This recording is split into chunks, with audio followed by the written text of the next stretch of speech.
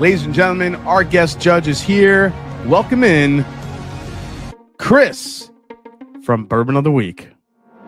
What's going on, Jason? Appreciate you. That intro, by the way, if I wasn't already hype, I am definitely hype now. I'm excited to get it. Adam Hinson, my man from Florida. Adam Hinson, Mr. Crowns himself. Mr. Crayons, let's go. At the peanut butter one called the 7th inning. Didn't I say we did call that early? Peanuts and Cracker Jacks, baby. Ladies and gentlemen, it is Dusty Dan. What's up, buddy? Get a little like cinnamon apple kind of on the nose a little bit. There's definitely apple in here all day long. The winners moving on to the next round. Holy shit. Adam Dorman finally breaks through.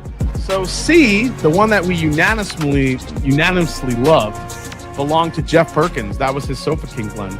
The man, the myth, the blender of Pursuit Spirits, Mr. Ryan Cecil. Heyo, man. Heyo, what's going on, buddy? Feel like is that movie opening Christmas Day? With that intro? It's opening right now. It's tonight. It's happening. I'm getting like almost like a strawberry banana nut bread kind of flavor to it as well. That's the fascinating thing about blending. It's like people think it's like BS and so simple. It's like, oh, just put 4 of the best whiskeys you've had this year in a blend and it's got to work. These are the 2 blends moving on in this crazy, crazy bracket. We have 2 absolute beasts. And this weird, funky, whatever the hell it is, belongs to Mr. Darrell Stewart. So the defending champion making it through to the next round here. All right, ladies and gentlemen, let's welcome in our guest judge. First time ever here on the Master and Drum Whiskey Room. Welcome, Mr. Zach from Bourbon Kingdom. I had 3 mics. None of them worked. I literally had to drive to Meyer and pick up some headphones because I'm like, I don't understand why anything's or why none of this is working. So, but there's like something on there. Yeah, there's like an agave something on here, yes, right? Yeah, I don't know what that is, and it's not in a bad way either. I honestly, no, it's good. It's really sweet. All right, man. Cheers. Cheers. Give it a try. Or the blends, I should say, going through the next round are Old Gary Carter from Miro and Letter B with his donkey sauce, Nathan Jurgensen. Congratulations, you twos. It's light, yet it's got some really good heft to it. This 4 might have the best texture so far, which is something I look for in a blend. Not just flavor, but if it has a really good texture, you have something. 4 has a probably the best texture I've had tonight so far. Congratulations to Mr. Justin Mills and Matthew Smith. You twos are moving on to the Sweet 6 on the right side of the bracket. Ladies and gentlemen, from SLB Drinks, tonight's special guest judges, Kurt and Trent. What's going on, my man? Hey, what's going on, Jason? What is going on, you 2 beautiful fellas? I'm a little irritated right now, Jason. Trent didn't tell me I'd be showing off my leisure pants here.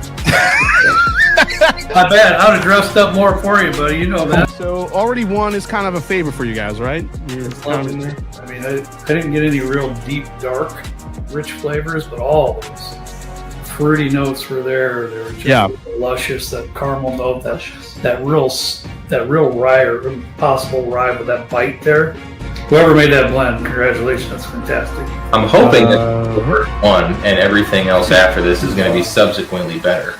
I don't know. I'm happy with Kurt here. I like B a lot. All right, so that means going to the finals is letter A, and that belongs to Miro with his Old Gary Carter blend. And then that means letter B, that super syrupy, delicious one, that one belongs to Mr. Jeffrey Wack with his blend called Cousins. There's definitely a little bit of like a varnish note in here, like a wood varnish note here a little bit.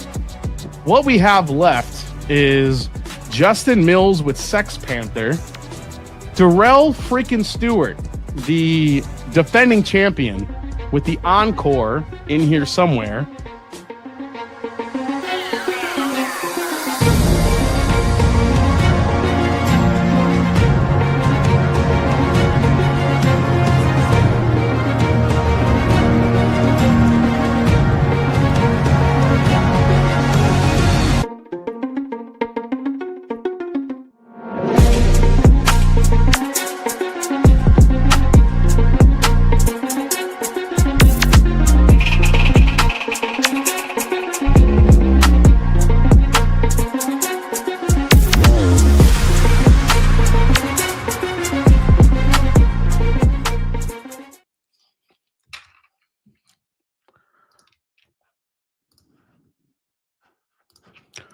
Hey, everybody. I forgot to turn off the graphic. What a way to start the night. What is going on, everybody? Welcome back to a very, very special night here on the Master and Drum Whiskey Room. It is Blendageddon Finals night. That's right. We have 5 blends going head-to-head tonight to see who's going to be crowned the champion for our 2024-2025 Blendageddon competition. This is being number 7, the 7th year of Blendageddon when you think about it. Hope you guys enjoy that little bit of a recap I created just to kind of give you all the different all the different things that happened, all the guest judges we had on. And yes, it's become a very long 3, 4, almost 5-month process for the contest, but I love doing it each and every year. It's a great time to interact with you guys and see what some of these blenders out there are capable of doing. So tonight, this is who we have going head to head. In case you guys need a little bit of a reminder, we have Jeffrey Wack with his Cousins blend, Darrell Stewart with the Encore. Now, remember, Darrell is the defending champion. He won it last year. Can he pull it off again? He would be the first 2-time winner in history if he could pull it off tonight. Also there at the bottom of the bracket, we have Old Gary Carter from Blender Miro and Sex Panther, probably my favorite name in the competition, from Justin Mills. And then we have our wild card blend. So couple of the favorite blends that didn't quite make it, but won the head-to-head competition. Jeff Perkins with his Sofa King blend. So those are going to be the blends tonight in the competition. So good luck to everybody.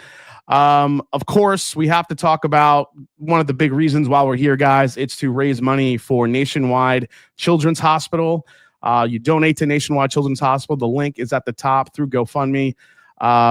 Basically, what we're going to do is raise as much money as we can, and you will have your chance to win one of about, I think, almost 50 different bottles or whatever it is. It's a lot of stuff.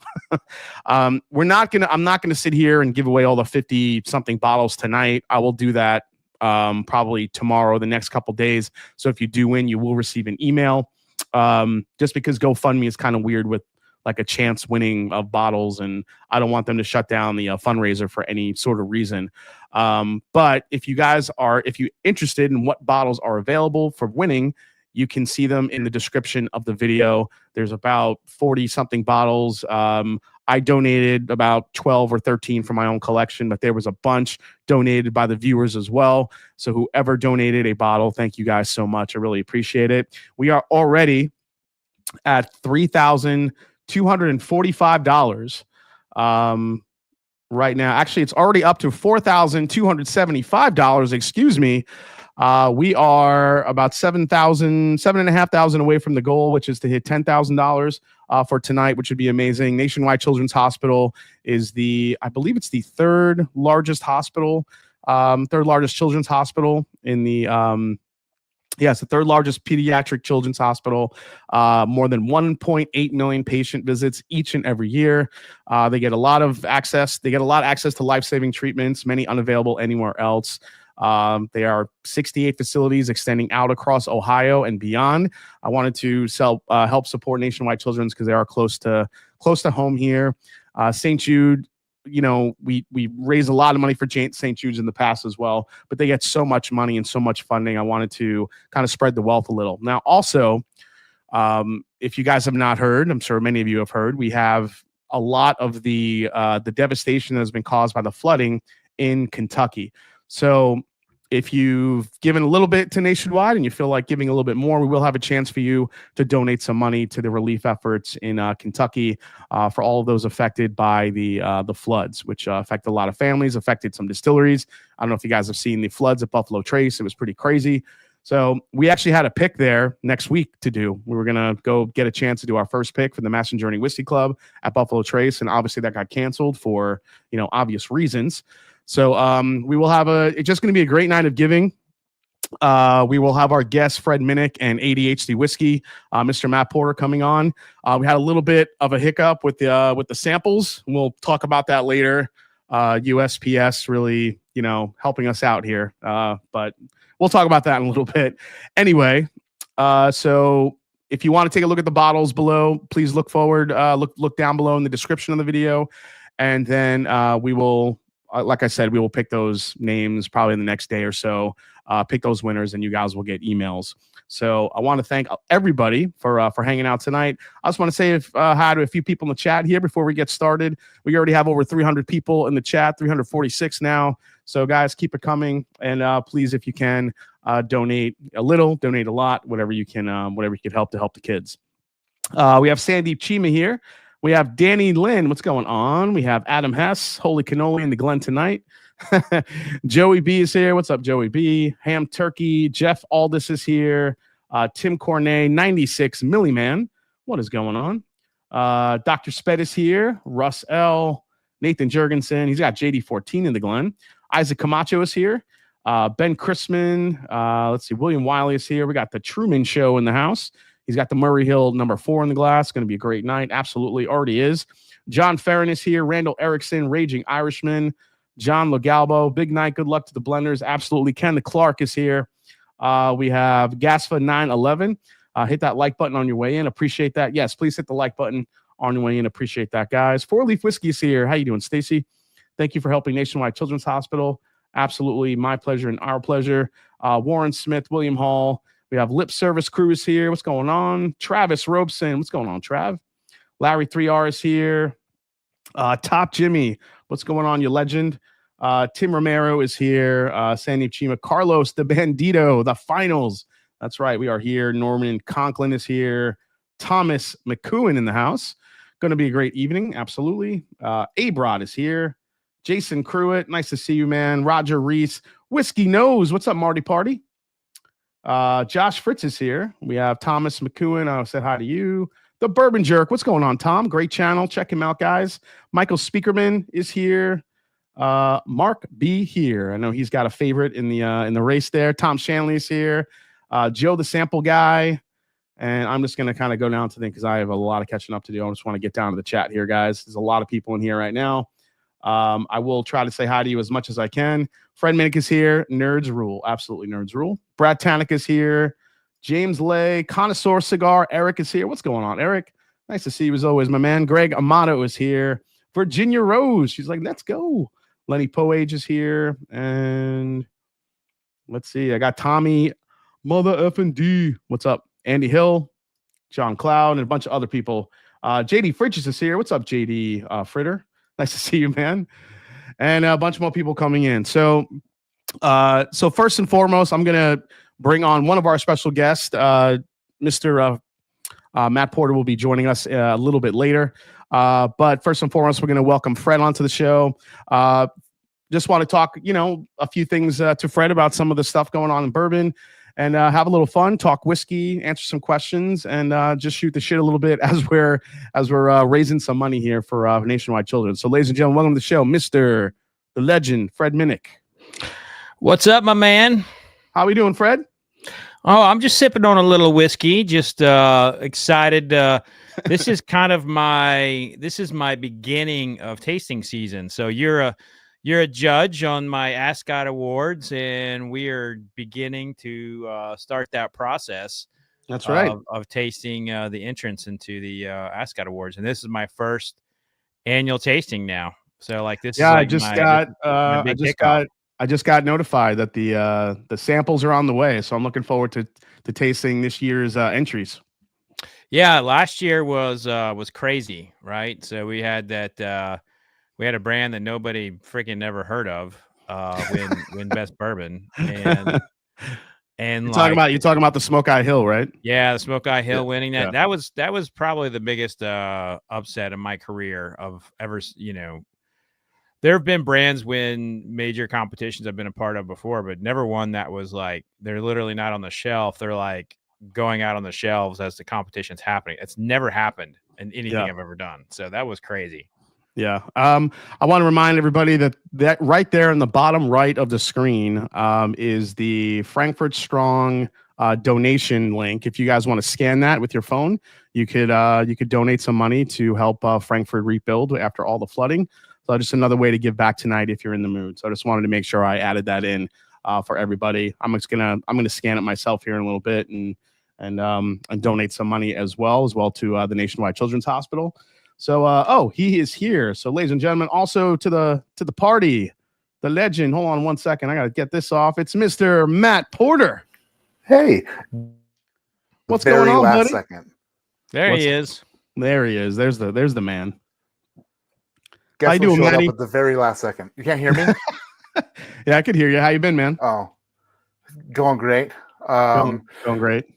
I got my tracking number for Ascot samples today too, but apparently samples aren't delivered to me. So Yeah, so guys, unfortunately, I sent samples last week to Matt via USPS for Blendageddon tonight, and he was supposed to get them on Monday, and they never got there, and we don't know where they are at all. So they're on their way to the next facility, is what I mean. It keeps saying the next facility, but it kept saying it's been going to the next facility the last 2 days. So I don't know what facility it's looking for. So I feel really, shitty about Matt not getting the samples, but he was gracious enough to join us tonight. He's just going to hang out with us and talk whiskey while Fred and I go through the final. Yeah, maybe he can help us. Like if we're on the fence about something, maybe he can help us. Like he can be like our tasting therapist. Lucky for everybody here, all I need to do is take a look at a whiskey, and I can tell you everything about it. I believe it. Yeah. So crazy, man. You need to shake down your mailman, says Raging Irishman. Yeah. I mean, well, I had to look for mine too for a while. So they didn't drop it off at my office or my house, or like the 3 other places that they're supposed to drop it. So all the delivery men know, like I get on any given month, I get 400 to 1,000 packages a month, and just all kinds of crap. and they all know. You can go to my Instagram stories and see like a week's worth of packages right now. And he put it in the mailroom of the residential part of the building that I'm in. And I was like, man, they never drop anything for me in here. Never. So yeah, I'll always go. I'll never make that mistake again. I'm just gonna always do UPS. So just it's crazy, actually man. Also, dude, like you're legally protected better under UPS than you are USPS. So just probably my mistake. But maybe hopefully Matt will get his samples eventually, and then he could taste through them and let us know if we got it right or wrong. Challenge the result. Needed. Matt's gonna challenge the results. He could do he could do his own show and call it like instant replay. Yeah. Did Matt and Jason get it right? That'd be pretty funny. So a lot going on in the whiskey world. Fred, just want to kind of get your take. What you've seen, honestly, with not only. Obviously, we have this whole tariff thing going on, and I kind of addressed this today. I need another drink if we're going to talk tariffs. Like, give me a second. I don't want to get into too deep into it, but I just kind of want to give a little bit of an overview of what you're seeing out in the market, if there are any fears or people are just kind of hedging their bets a little bit, and I don't know, what are you seeing out there? Well, in the last 24 hours, we've had several distilleries declare bankruptcy. Westward was a big one. Yeah, Westward was one, but basically all the ones that were tied to the Diageo arm of venture capitalism that was basically meant to inject funds into small distillers, that kind of all went away, and a lot of these small companies have declared bankruptcy. The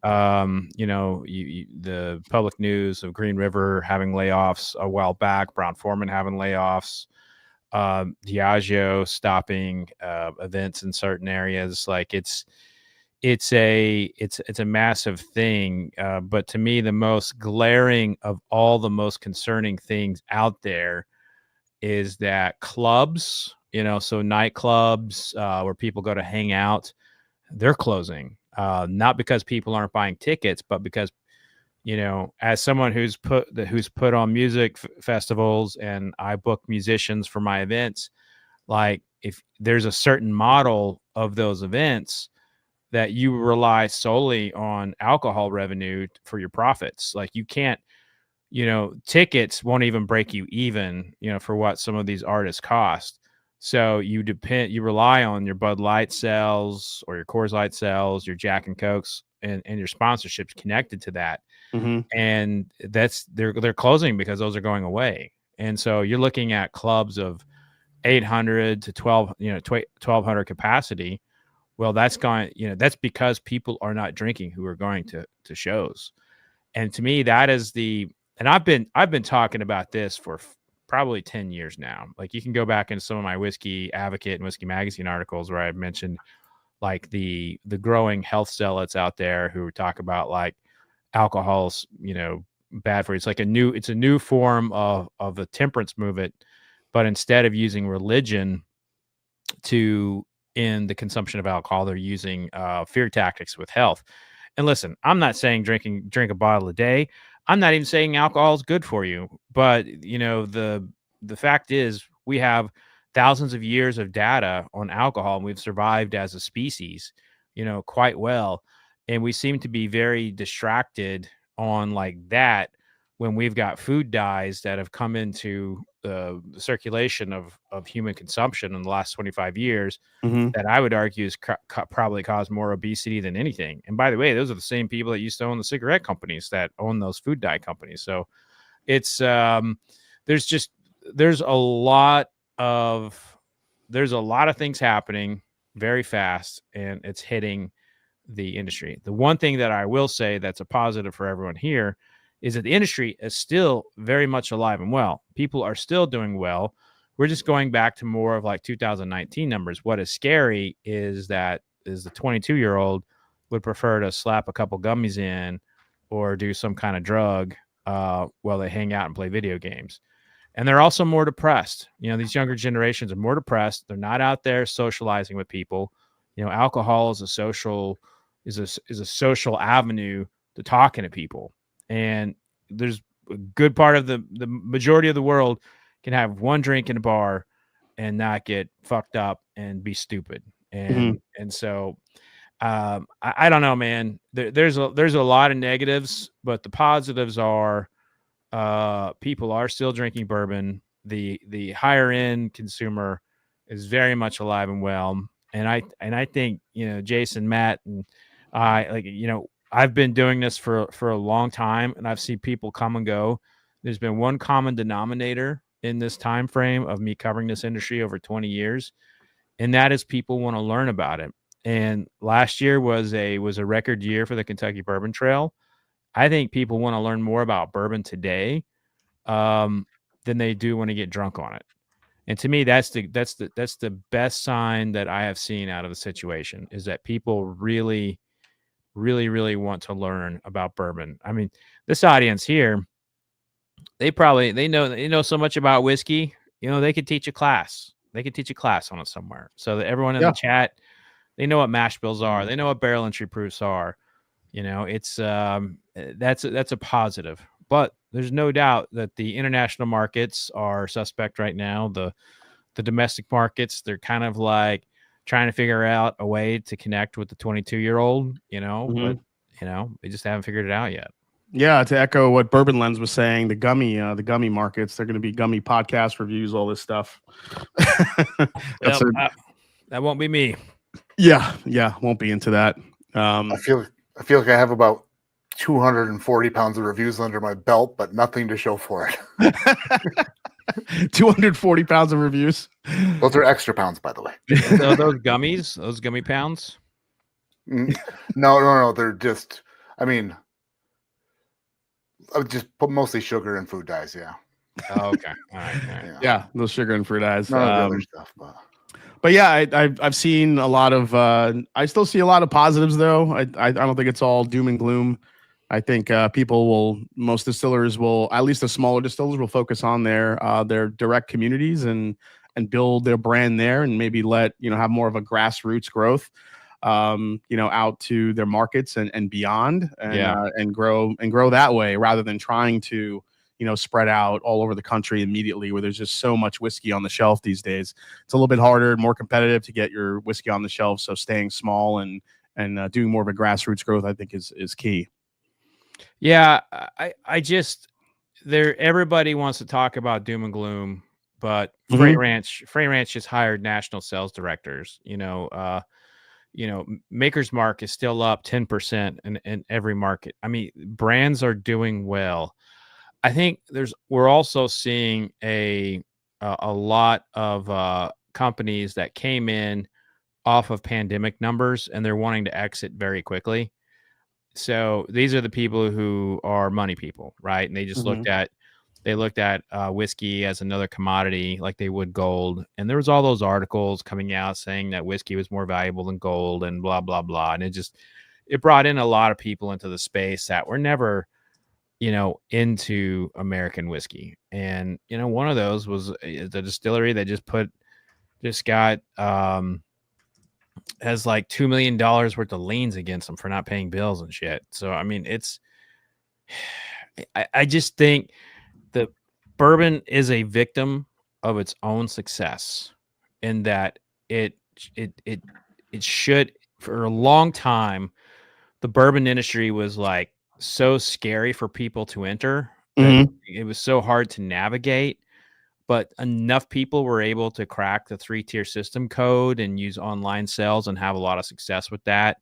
Ergo, like, the butterfly blue one, which is that Blue Note or is that Blue Run? That's Blue Run.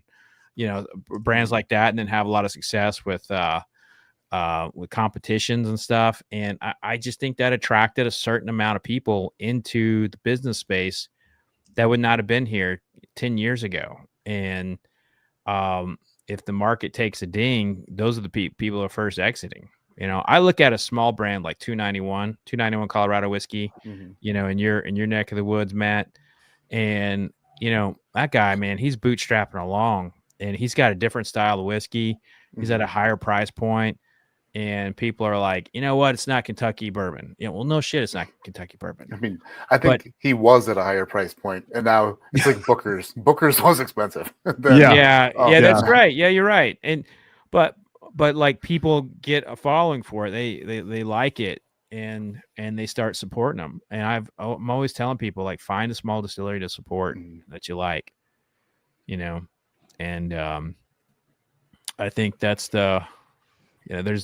there's only so many people though, that are drinking the product. Right. So yeah. All right, guys. Well, to kick off the night, why don't we have a little bit of a pour here? What do you guys have anything in the glass? Yeah, dude. I reviewed this yesterday, the Baumburger's PFG. Oh my god, I love that bottle so much. I can't stop tasting it.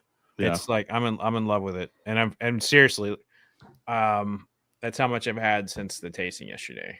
What do you got, Maddie? I mean, well, speaking of small operations and what's in my glass, that just wait, where's this going here? I came back from Missouri and I finished my most recent blend of Barrel King this past weekend. And once you get home, you need to try it at home because it's different. So this is my comfort area. This is where this is where everything comes together at. They're phenomenal. I mean, I got to try it here. I didn't know that you were going to ask me, but it's I think it's really good. So you were just there. You did a little bit of a film. You did some filming, didn't you? Yeah, I'm not sure about how much of that I'm supposed to talk about. That was definitely a question I should have asked. But yeah, actually, you're supposed to talk about all of it. It's okay. I just heard from it. It's all good. I signed some paper, and I'm not sure if it was exactly what was on it, but there was some filming happening. Yeah, we don't have to talk about it, but one thing that is out there, and I'm very excited to possibly be working with Matt on some level with Barrel King coming up this year. So with the launch of my brand Drum Key Spirits through Barrel King, so I'm really looking forward to that, and actually probably using Matt as a sounding board, to say this sucks or this is good or this sucks more and all that fun stuff in between.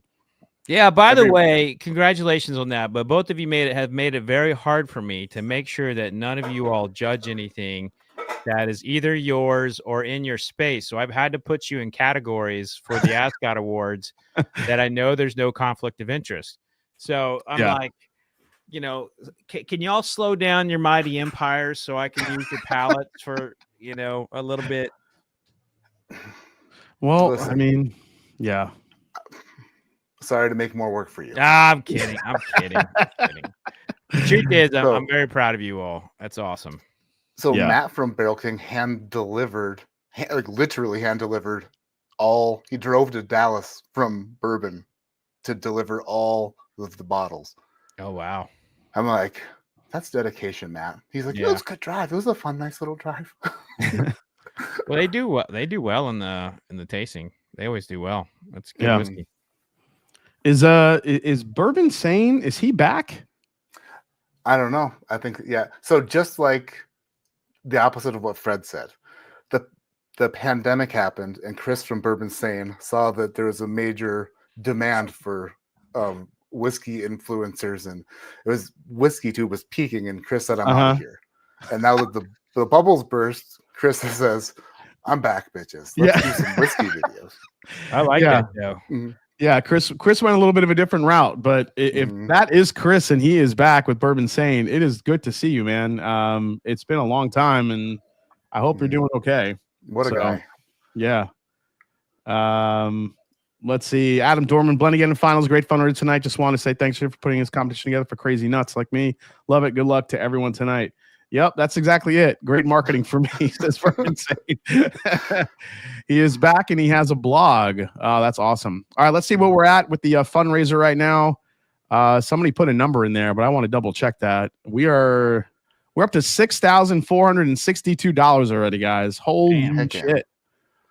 God, it went up like $5,000 in like the last 20 minutes, it feels like. That's incredible, guys. Thank you so much. That's awesome.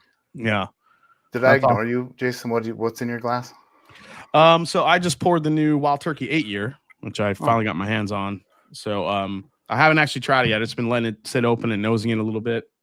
But just kind of a quick pulse here. I'm curious, Fred and Matt, out of the stuff that you guys have been able to try this year so far, what has been your big standouts? And I know PFG seems to be one of yours, Fred. Is there anything else that you've tried this year, you reviewed, that really has stood out as something to remember this year so far? And Matt, I'll ask you the same thing. Yeah. Matt, you go first. I have to go look through some notes. Yeah. So far it's been a slow buying year for me, just like a lot of people.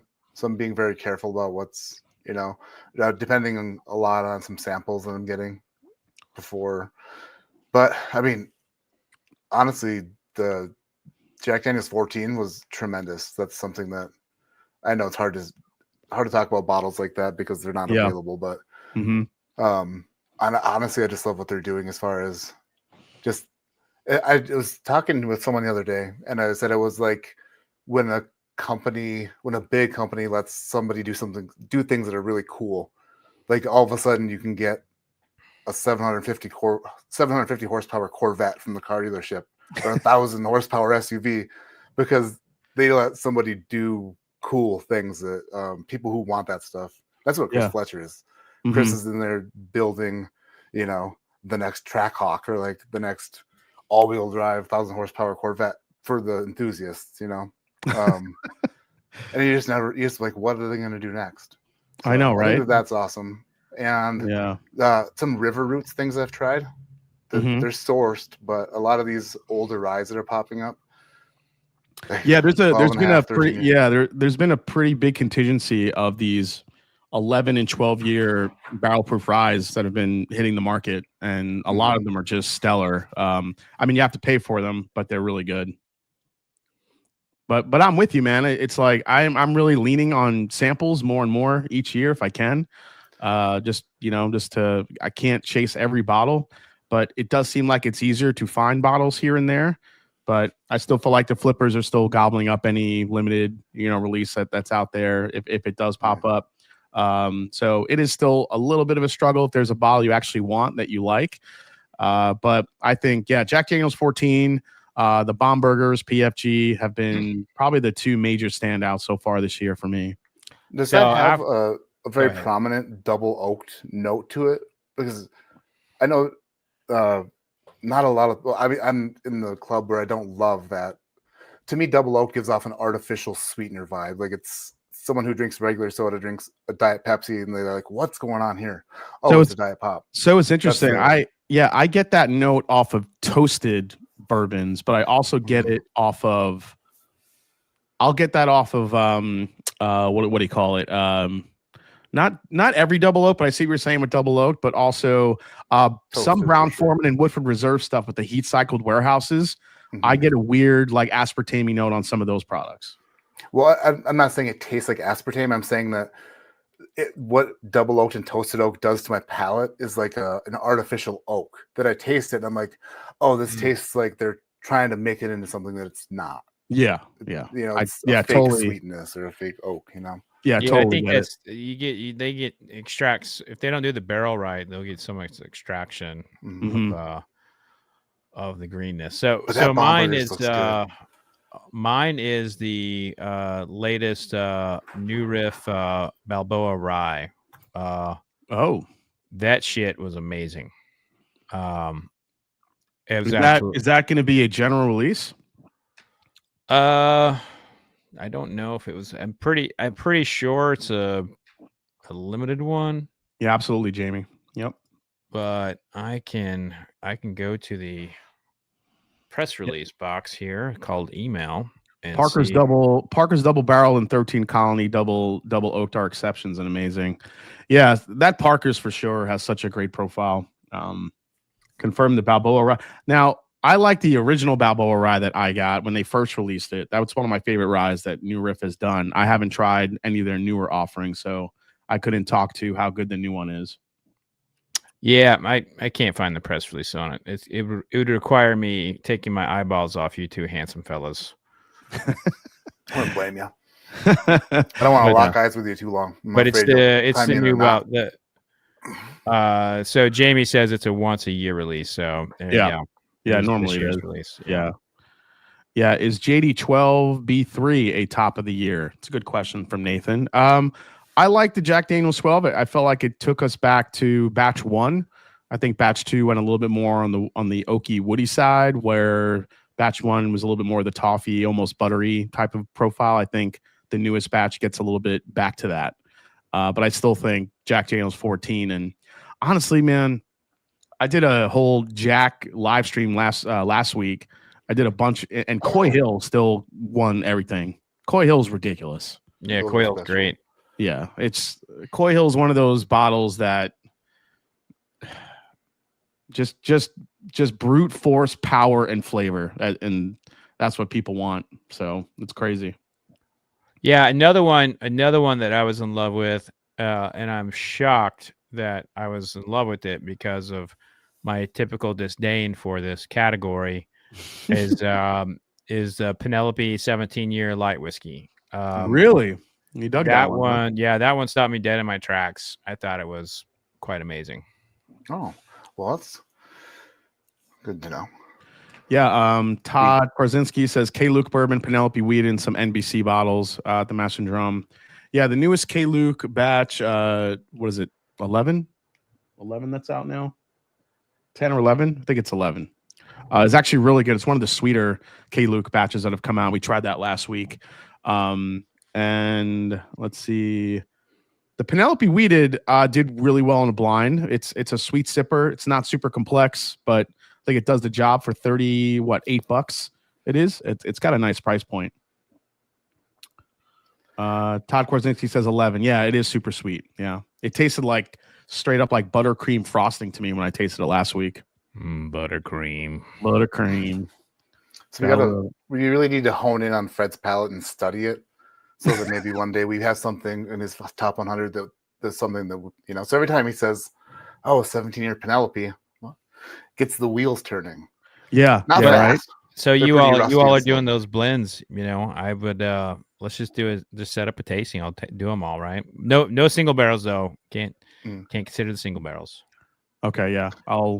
My first blend. When it finally is created, hopefully here in the fall, I will send it your way, Fred. Are we still going to be friends if I give it a bad review? Oh, sure. I mean, you got to be honest. If you don't like it, you don't like it. Yeah. Does that go for me too? I think I know the answer on that one, Matt. That's it. No. Whoa. Hold on. Everyone's Are we friends?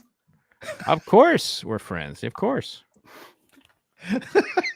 Wait, why wouldn't you think we were did friends? it, babe. We did it. I love you. I love you. I love you. I love how I just had that set up right there. By the way, I am shocked that no one has called out my backdrop yet. No one has seen Is that a train back there? It sure as heck That's is. a train with a bottle of vodka behind it that All I right, use. hold on. That I Hold use on, as toilet hold cleaner. on a second. Let me solo this thing. Oh my God! Look, there's a freaking train back there, and what? And you had to put a bottle of vodka on it. Yeah, right behind it, and it's actually legit toilet cleaner in the Minnick Media office. So, all right. Well, I always appreciate the callback. I really do. sure, that was Yeah, good I time. did send you that song. If any point tonight you feel like playing it. Well, I always will have this song. I recently got Oh, that one. Yeah. a set of these. A Jim Beam train set decanter. Are you going to be mad at me? No, I mean you could tell me what you think. Fuck your train. I never thought myself a cynic, not even when Fred Minnick grew bored with my refrain. There's a shape, I am thinking a decanter, well worth drinking if I only had a train. Cheers to whiskeychannel.com. Kira and David. Recently retired, by the way. Recently retired their channel, and we're gonna miss them, but Turns out they're only in it for the money. To be in touch. Yeah, that song is a classic. Let's see here. Yeah, that song is a classic. So how many entries do you have for Matt Madness, Maddie? They're not. It's not completed yet. I'm still working on brackets as I'm starting. Okay. Yeah. So if There's I still wanted, response. so if I actually did want to get in because my schedule changed a bit, my unforeseen schedule changed, is that still possible? Yeah, I will send you samples. They'll never arrive, and you'll have to figure out how to deal with it. But yeah, absolutely. I'd love it. 100%. That'd make my day.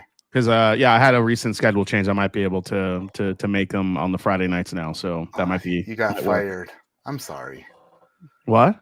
You got fired. I didn't get fired. My 40 hours a week opened up. My court date went great. I don't have to go to jail now. Oh shit. Oh man. Yeah, Let's bust open these samples. Are you going to Thailand? Thailand now? Oh, I wish the White Lotus, man. Holy I crap! haven't watched the finale yet. I got to watch it.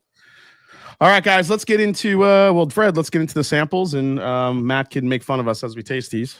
I love it. Oh, there's 5 of them. Oh, I'm missing out.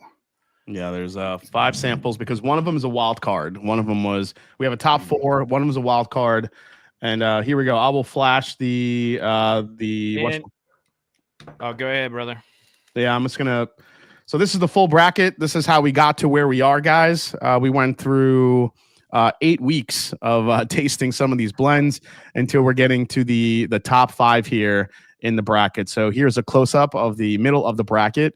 Jeffrey Wack with his blend Cousins, Miro with his Old Gary Carter, Justin Mills with Sex Panther, Darrell Stewart with the Encore and the Wild Card blend, Jeff Perkins with his Sofa King blend. So that is what we are tasting tonight.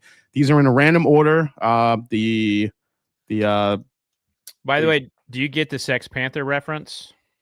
Do you get it? Yeah. Well, yeah, it's from Ron Burgundy. Yeah. It's a band. There's a band. They've been around forever. I'm Ron Burgundy? And here they are. Here are the results. The 7 results. We're gonna open this later. Plus, we're gonna find out what's in all these crazy blends. Once Those we results look really are they all watching? Are they all watching? I think they're all. Well, I know. I definitely know Jeff and Darrell are watching. Miro, I think I saw on here too. Justin Mills. I don't know if I saw him yet. So it's there's a Sex Panther band. Is it still Panther? Yeah. Kenneth Clark is like, that's Steel Panther, Fred. Oh. Listen, Good luck to my I thought it Cardinals. was I'm Sex off Panther. All right. I'm here. Oh yeah, Justin Mills. He's here. Justin Mills here. Jeffrey Wack is lurking, probably pacing. Oh yeah, that's Steel Panther, Fred. Sorry. And then Sex Pistols. I combined them. It's Sex Pistols and Sex Panther or Steel Panther. Oh shit! The 3 people who advised me on how to massacre my bank account. My wife is trying to dial up an airstrike on her phone. Sorry about your bank account, man. Let's see. Okay. Yeah. All right. So just pour them in order. Let me make sure that these are A, B, C, D, E here. All right. You So all we're doing order. Yeah, you're all poured, Fred. Oh no, I'm not poured yet, brother. My office is a shit show right now. It's So you guys will be proud of me. I spent last week cleaning out my whiskey room down here, and I cleared out 133 bottles. Wow. Did you give them to people? I gave half of them to my mother because she wanted to try all the different whiskeys. And the other half have been on the shelves for like at least the last 4 or 5 years, and some of them were just turning cloudy, so I just kind of got rid of them. So I'm having the same issues. My corks are falling apart. It's too dry here. Yeah, I couldn't. An old Carter American fell apart on me, and Michter's. All the corks are coming out, all drippy. They say drink them if you like them, and I have to agree now because they're going bad. So those are all that's the interesting. Have you noticed like your whiskey's changing differently, like in Colorado versus where you were? I'm noticing cork shrinkage much like I'll pick up a bottle and the cork just is loose. It comes right. It just pulls right out. It has to be the humidity, or is that the only shrinkage you've noticed? I was waiting for it. I was in the pool. Good old cork shrinkage. You need to make that. I'm a child. You need to make that. You need to make that a T-shirt, Matty. I'm not making that a T-shirt. Jeez, Fred asked me about shrinkage. Is that the T-shirt? No, it's cork shrinkage. Hashtag cork shrinkage. Oh, it's a real problem. Cork shrinkage is natural and nothing to be ashamed of, says Drifting Drams. There you go. There's a pill you can take for it. Yeah. This is a message from. This is a message from Tommy D. Says, "Where's my light whiskey?" Oh my, it's right here. Like, Tommy, relax. And I'm sure Tommy didn't actually ask that. That's just Big Vic being a jerk. Tariff-induced shrinkage. I haven't seen that much cork issues, and I'm in Denver. Maybe my bottles aren't that old, says John Farron. Tariff, that's interesting. I think the tariff on Portugal was only 10%. I don't think cork has ever been targeted. The European Union. Let's see where we're at. I think we got a new number here on the GoFundMe for Nationwide Children's Hospital. We are at $7,302 with 103 donations. Holy crap. Thank you so much, guys. And I mean, it's still early. This is going to keep going, and I cannot wait to see once we hit our goal, guys. So appreciate all the generosity. Keep it coming. F your cork shrinkage, says Will Henderson. Okay. He paid to say it. Oh man, that's it. Are we tasting now? Yeah, I think we should go into it. Right. Are we tasting and discussing? Discussing. All right, let's go to it. Are we doing? And then while we're kind of tasting, I kind of want Matt. Are you able to talk about your newest blend at all, like ages or your? Yeah. Did you have to sign an NDA for that? No. I can talk about it all we like. So I have some. So we have looking at barrels we have available. I noticed that we had some unique distillation dates for myself.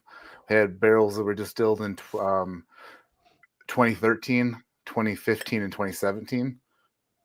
And I'm like, those are so. At 2013, I got married. 2015, my first was born. In 2017, my second was born.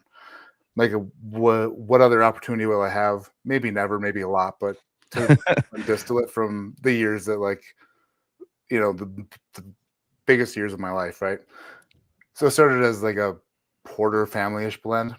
So in there is 8 an old 8-year, so Mhm. 8 to 11 year MGP. Okay. Variety of mash bills 36% and 21%, and then a little 7-year turkey. Oh, And it's okay. really reminiscent of like an old Discovery blend, like one of those old. Oh, like one of the Discovery, MGP. like 2s and 3s, like one of those old ones. Yeah. So when I started blending it, I noticed that it was like oh, this is like a similar profile if I do this the right way, the right turkey barrels, because they go in different directions. Yeah. But putting different barrels together, I got pretty close to something I really loved. Like that was similar to like a Discovery 3 or 4 in that neighborhood. But I'm realizing as a blender that you can't blend a finished product until it's big enough. You know what I mean? Like yeah. So anyway, went down there and there's some really great 8-year barrels that were popping that really put it over the top. That's awesome, man. Yeah, I think that's gonna be my biggest challenge is learning to blend to a specific scale. So I'm looking forward to the challenge. Todd Ritter, how's the new book Vomit H Fred? What? I believe that's a translation of Todd is how's the new book coming? Not Yeah, Vomit Fred. yeah. Jesus, Todd. You drinking much? What is happening? Yeah, you know, listen, look, we've all been there. I know Todd. Todd's a good dude, man. I know he Not is. a guy that's gonna be talking shit. That's a case of the boy's on his second fifth tonight, and his hands aren't working as well. So, but there's no cork shrinkage, so he's gonna be okay. By the Todd- way, past Blendageddon champion Todd Ritter, former champ. Oh, is he really? I Yeah. like that. All right. Yeah. So Yeah, 2-time champ, but I'm on. The book is done.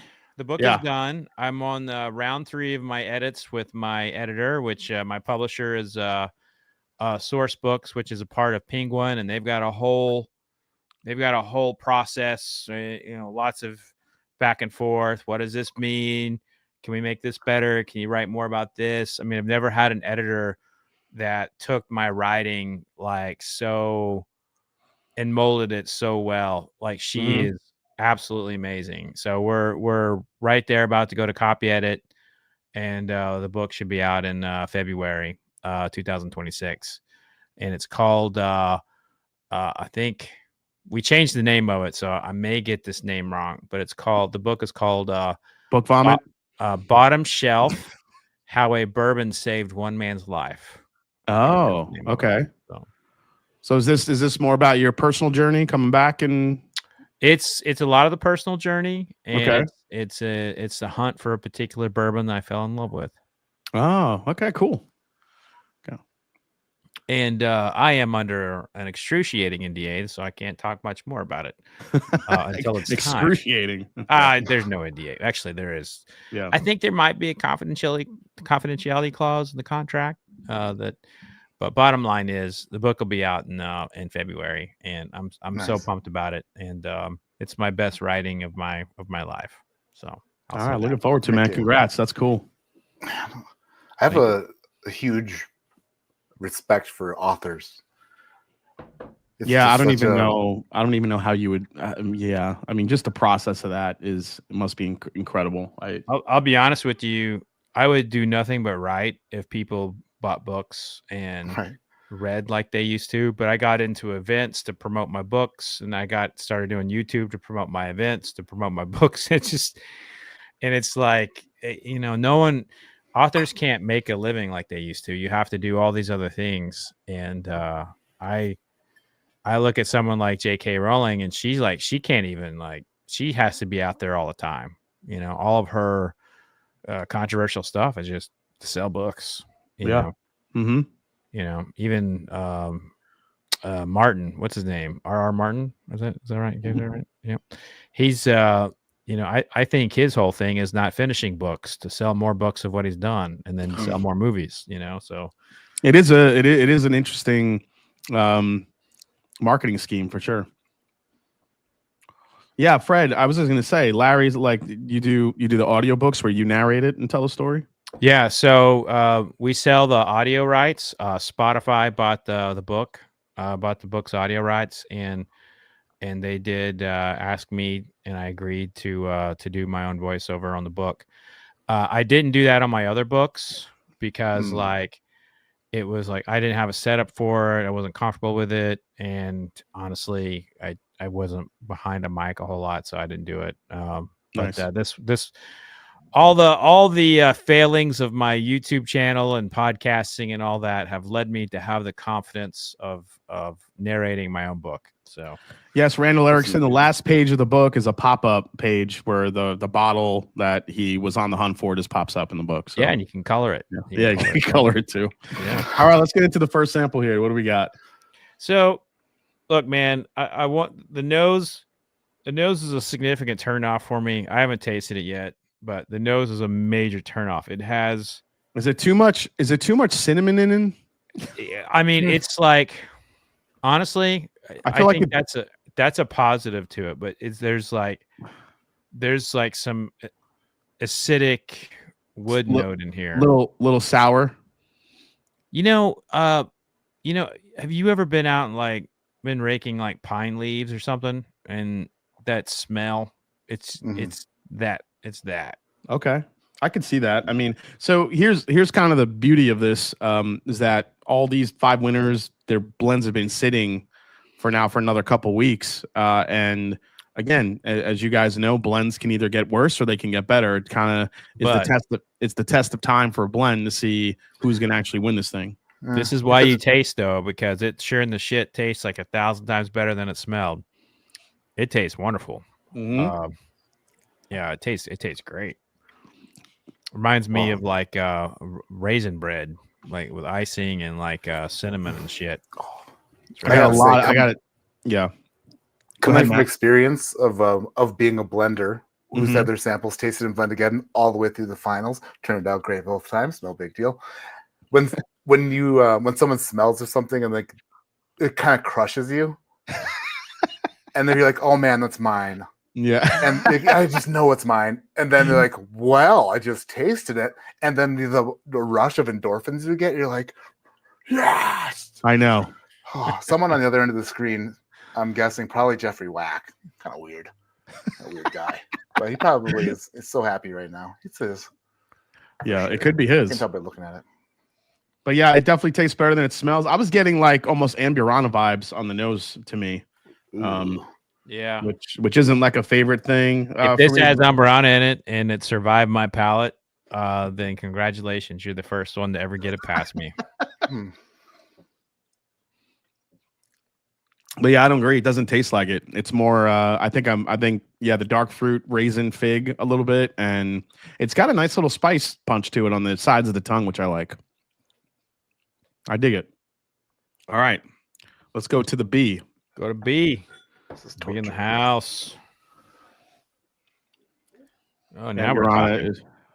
Okay, yeah, now we're talking. Yep. This is more my style, right? Yeah. Todd Ritter wrote, in my defense, I've been helping clear flooded homes. I've got all your books, Fred, and I love the history just like you. Hi, Matt. Love you, buddy. Jason, thanks for throwing up the Frankfurt donation code. Oh, you're very welcome. Yeah, I told you all Todd was a cool dude. Yeah. Yeah. Y'all over here shitting on Todd. I mean, he did say vomit, but you know, he was.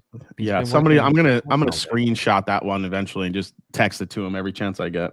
Yeah, like Todd, this is what you messaged to Fred Minnick. Just letting you know. How's that messaged me worse? How's that book vomit going? Yeah, he's messaged me worse. I really like that you decided to narrate your own book. I don't like it when I love it when it's coming from the author's mouth. Yeah, well, there's a reason behind it. A lot of authors don't control that. So I'm very fortunate that I had an agent on this book that was strong enough to control all that. And sometimes, especially if you see like a university of press attached to it, but a lot of times what happens is the publisher will pay an author a certain amount of money, and that author just wants to get their book out there so badly they give away all of their rights. That's never happened to me. Like the only book where I had something like that, and I later got the rights back, was Whiskey Women. Yeah. But it's, publishers have a tendency to possibly take advantage of authors, and like the bigger you are, the more power you have. It's just like any other business, So we got Whiskey Land TV in the house. What's going on? What's going on, fellas? Boy, they do great looking work. right. You know what they do? I really appreciate what Whiskey Land TV has done. I watch their stuff, and I love what they did with Ryan and Kenny. They do really good work. Mhm. Yeah, and if you guys have not seen Whiskey Land TV and some of the stuff that they do, we highly recommend it. It's documentary, deep down, down in the roots type of bourbon reporting, if you want to call it, but storytelling. Yeah, they're tremendous storytellers. Truthfully, that's what I wanted to do. Like I tried to do that, and then the pandemic happened, and it turned everything. It turned my whole YouTube venture into something else. But what they're doing is what I wanted to do early on, and they're doing a great job of it. The storytelling's incredible. It's incredible. Yeah, and they're brothers, and they get along. That's the strangest thing. See, I don't believe that. I just don't. I don't believe that they actually get along. I think that's a front. Maybe. What do you have a brother, Matt? Do I have a brother? Yeah. Yeah, older, 4 years older than me. You like him? I love him. I don't talk to him as much as I should at all, and it saddens me every day I don't talk to him because we're like best friends now. Growing up, he beat the shit out of me. Okay. But now, he's like I could count on him for anything. He's amazing. Love it. Cody, we're gonna break down B here, and then we'll get to this question. It's a good question to dive into with Fred. But what do you think of the B? This is amazing. Mm-hmm. This reminds me of so many great wild turkeys, so many great what's another one that has this kind of like back end? Reminds me a little bit too of like some of the Jefferson's releases of like the early to mid 2000s. Like this has a lot of like vintage older. I love this one. It has a little bit of an old school feel to it. It's got a very nice lingering peppery finish to it, which is what I usually look for in a really good blend. Also just a good whiskey in general, but the palate to me is it's subtle yet complex at the same time, and the finish really it's still going for me. It's almost like effervescent on the back of the palate. It's really, really nice. Yeah, B's beautiful. Mm-hmm. B's a great whiskey. It is. It's already over A for me. Oh, for me too. For me too. Cody Burgess, do we ever see a world where direct to consumer becomes the primary method of whiskey purchasing? I don't know. To be honest with you, that could have that could have helped a lot of companies, and the arrogance of some states to block it is why a lot of companies that had developed vans in other states couldn't reach them, and so the system is at blame for a lot of reasons why small distillers will go out of business. I have a quick question for you, Fred, because it was interesting when Jim Beam made the announcement that they were going to be selling barrels directly to bourbon groups. Mm-hmm. There was a lot of like, how are they able to do that legally? Is there a loophole? Well, there was a law that was passed here in Kentucky. Okay, that made that legal. And actually, there's someone in the chat who did this. Was one of the first people who did it. It was Gary Penna, who's the founder of the Bourbon Club of Arkansas. He did that with New Riff, and he ended up having to like deal with the ABC about bringing it back in. So there are some respective headaches for doing that if you are in one of those really shitty states. Like if you live in Michigan, I mean, you could come to Kentucky and go back, and there could very well be a sheriff waiting for you at your baggage claim to search it. Like that's how on top Michigan is in terms of making sure that you don't buy outside of their jurisdiction. Like it's bad. It's so bad in Michigan. Yeah. But you know, I just the direct to consumer thing, man, that hits hard because they have no issues with wine. You know, wine. Oh, that's a luxury thing. It's so wonderful. Blah. And you know, spirits are still thought of as like, you know, hillbilly. They really are. It's just not. It's not seen as. I mean, what's interesting though, because I think you know, bourbon over the past several years. I mean, more than several years, but I would say, you know, since the bourbon boom kind of started, it's definitely geared towards more of a luxury item in many respects. Not just, you know, the blue collar workers type of whiskey, or you know, the cowboy whiskey, whatever you want to call it. I think even with the prices, the releases that we've seen, I'm surprised they haven't seen it as more of a luxury type of good. Well, see, the problem is that bourbon is not declassified from other spirits, you know, and and there's still a 16-year-old out there somewhere that's chugging a bottle of vodka tonight and going to the hospital, you know. So, you know, we can't break away from that. And that is what it is. You know, you still have people who go into liquor stores at 8 o'clock in the morning and drink a fifth in the parking lot. That's how it is, man. And it's like until we teach people how to consume alcohol responsibly, like this, that is the hill that everyone's going to die on. It's like if one person gets a bottle of something that they shouldn't because it was shipped to them, that's you know, then we're killing all children. That's how they look at it. Yeah. I've heard that take, and it's crazy, but you're not wrong. Well, Matt, what are you cutting open? What were you cutting open? Were you trying to cut something open with a knife? Oh, well, no, you guys were talking about glass too, and I got really jealous. So I was just trying to like mimic some of the notes you were saying, like what, because I had this bottle that was wrapped up for a trip or whatever, but where did I even put it? Gosh, you know what? It could be anywhere. Oh, this bad boy. Oh, like, wasn't it on your lap? Oh, there it is. 2001.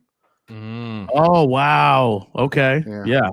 It's like strangely dusty tasting and like butterscotchy and old. It tastes like it's not as modern as it is.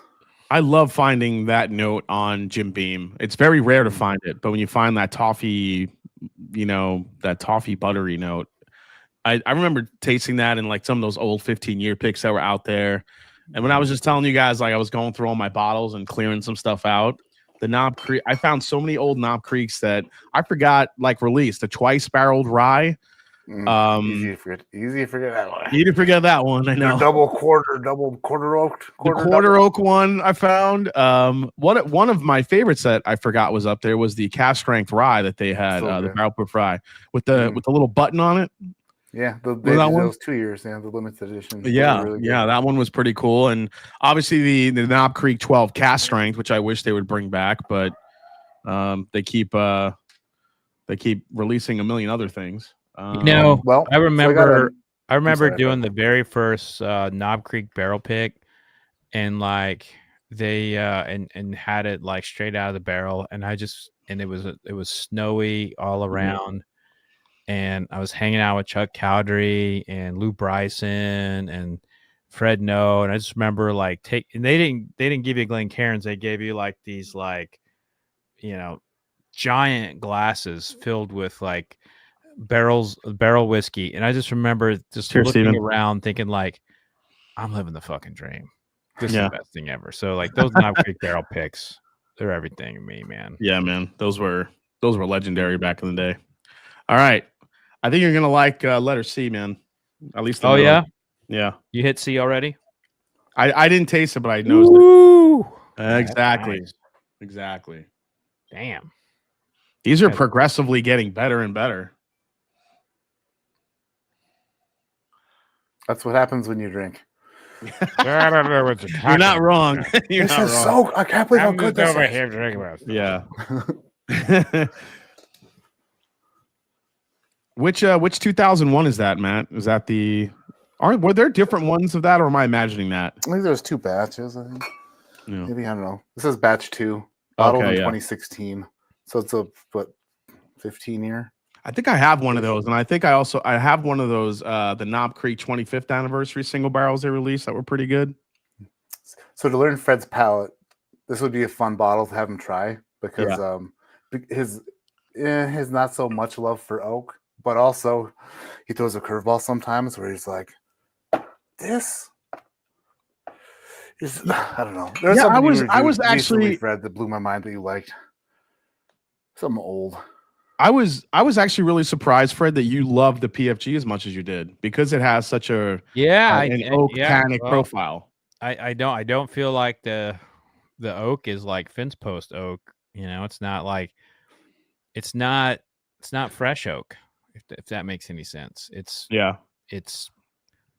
glorious. Don't give me drink. I mean, I will break from these samples and go back to that. So don't make me. Yeah, Christian Mojica. Matt doesn't have them because I made a stupid mistake and tried to send him the blends through. Actually, no, Jason, cut yourself UPS. some slack. You sent through what you thought was the Federal Postal Service, certified by men who used to carry mail in wars, and we have every right to think that they're going to be able to illegally ship alcohol on your behalf. And it gets you send it over there and then it's gone. Yeah. I mean, did they take it? Has it been confiscated by the Colorado Sheriff Department there? I mean, we don't know. I don't know. They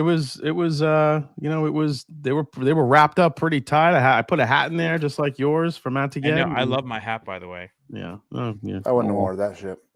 Yeah. I know you wouldn't have wore it, but I'm proud to wear this hat. I know you're not a hat guy because it's like, I don't know. I just figured you could put it up on your bar just to. My wife hates me wearing hats. She's like, "You got such nice hair." You do. Like, it's beautiful. So it's gorgeous. Gorgeous hair. Take the hat off. Mm-hmm. All right. So C. Yeah. C is probably the darkest I've come across so far. Really rich.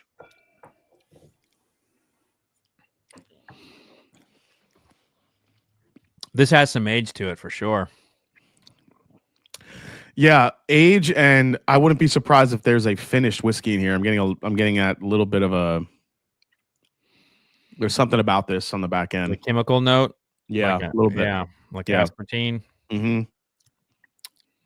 Could be double oaked. It could be like a sherry or a port or something like that. But I feel like I'm picking up something funky in here. Hopefully, it's not tobacco spit.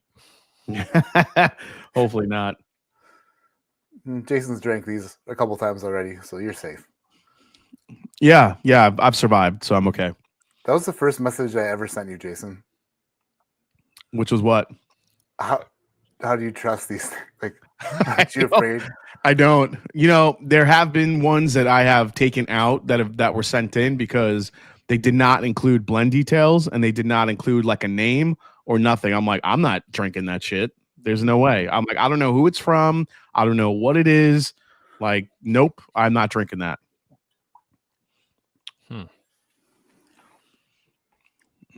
This one, I like this one a lot. Are you going on D? No, I'm still on C. Are you on the D already? Yeah, I'm moving to the D. All right, let's go. Like, to D. look, I know you like C. I think I like B more than C, though.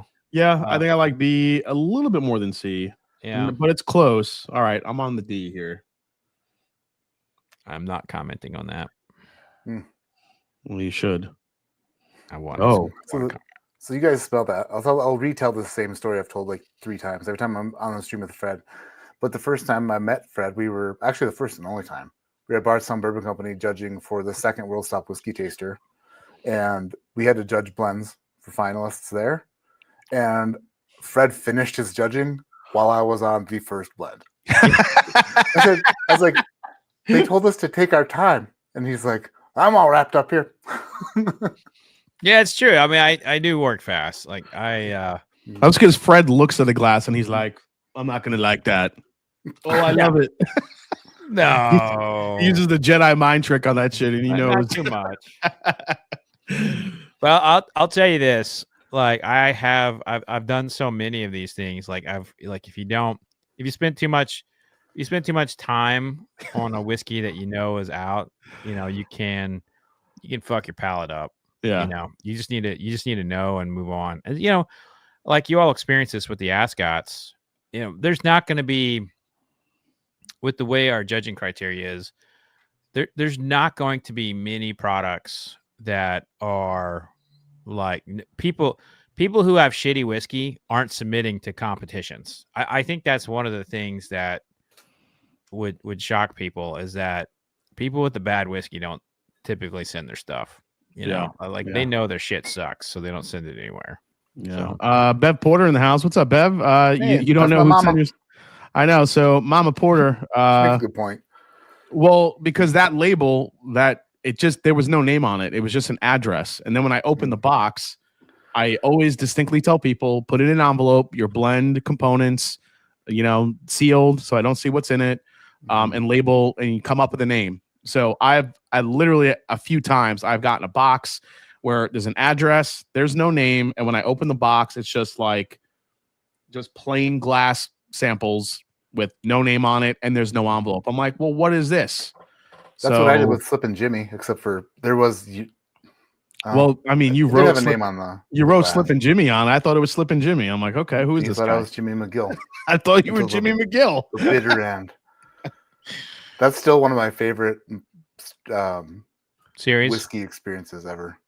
Yeah, that was probably one of my favorite. That might be my favorite besides the FEO train thing. It's probably my favorite moment in whiskey was Matt completely just hijacking the Frankenblend competition and throwing in a blend that was named. He put in a pseudo name, a pseudo blend, and ended up winning the damn thing. It was amazing.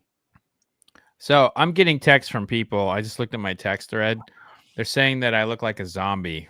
Am I coming in all broken up? I mean, no. Your color on your screen is just, it's like very white. It's very like monotone gray. It's almost washed out. Well, how do I change that? Get a tan or a purple shirt. I got an overhead light. I could turn that on, I guess. I don't think that's gonna help. I think that might make it worse. Yeah, we're just happy you're here. We don't care if you look. We don't care what tone you're in. I give no. I don't know how this. I'm all pasty. It's probably just the color settings on your camera. I'm sure you could figure it out. Is it a webcam or is it a camera? Yeah, it's a Sony 4K. So it's time for a new one though. All right. Looks like you're transmitting from Mars. It's about accurate. Yeah. John says I need a warm light behind me. John, the warm light is here. It's here. Oh, okay, ET. There you go. Hey man, D has got like this. If I'm in the mood to throw a bunch of pecans in my mouth, like I think D is my winner. But this is so nutty for me. Like it's like there's so many nut notes. The D has a lot of nuts. I see. D has a lot of nut. I see where you're going with this. Yeah, that's not awkward at all to say. I do like the D though. It's got a nice proof point. It's spicy. I'm not getting as much. I could see like the maple pecan. You're not getting the nuts about. I'm not getting all the nuts in my mouth. Just maybe a few. I would love to be a fan of nutty. If I love nutty bourbon, that'd be the best. Because then you'd love so many more. Yeah, guys, we are at $7,682 raised. Thank you so much. That's incredible. Love it. The goal is 10. If we can hit 10, that'd be great. If you've donated already, thank you guys so much. If any of you guys are watching have not donated to the Nationwide Children's Hospital, the link is right there on the top of the chat. You have your chance to win one of about 40, almost 50 bottles of stuff. And if you want to know what those bottles are, they're in the description of the video. And just to name a few, There's 2 different Stag Juniors in there. There's a couple of Match and Journey picks. There's some Russell's Reserves in there. Still Austin's, Weller 107's in there. Wild Turkey 101 70th anniversary. A couple of gift shop picks from Wild Turkey as well. We have 4 different Kelvin, 4-gate Kelvin collabs in there as well. Elijah Craig Barrel Proof, Buffalo Trace sample pack. Blanton's is in there. Backbones, Art of the Spirit. We have a 20-year weeded bourbon bottle in there too. So every $5 will give you a shot to.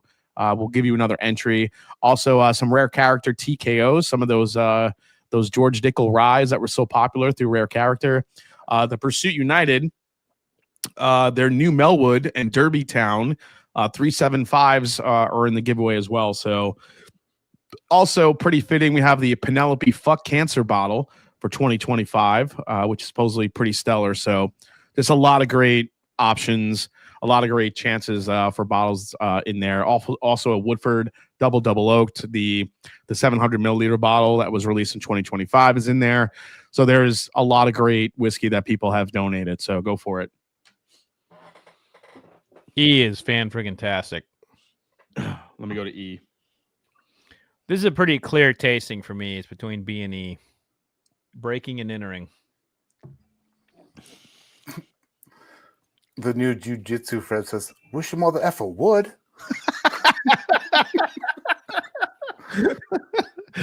Oh, man. Holding out for some blue run, says JG. Well, you're going to be holding out for quite a while. I have a question for Fred. Yeah. Has the jiu-jitsu had an effect on your self-confidence, like in like a day-to-day life, or energy levels, or just like what has it done to your brain? That's always wondered about getting into that. Yeah, I mean, my self-confidence.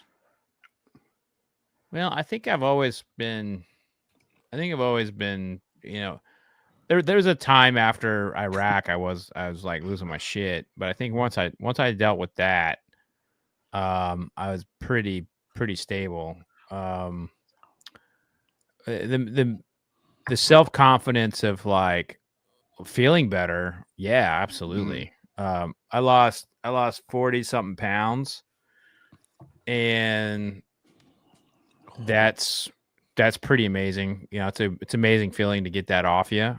Mm-hmm. But also, man, like, you know, I'm really active. Like, I'm always wrestling with my kids. My kids wrestle. I mean, I wrestled last night. I wrestled a D1 wrestler for an hour. Oh. You know, so a guy who wrestles for a D1 program out here in Louisville called Bellarmine. I wrestled him for an hour, the 197 pounder. You know, and to be able to do stuff like that again, it's just fun. I mean, I was always in that kind of stuff, kind of growing up, and I missed it. And I think that was the part of like what I consider like the new life, my new life, like finding my new self. Like I never, you know, when I found bourbon and kind of got again in bourbon, I never could find a good physical path. And I think it's because I was trying to follow the path that wasn't right for me. Mine was always meant to be like physical and, you know, something. And so from that perspective, yeah, it gave me a lot of self-confidence, but I've never, I guess it's helped me. I don't know.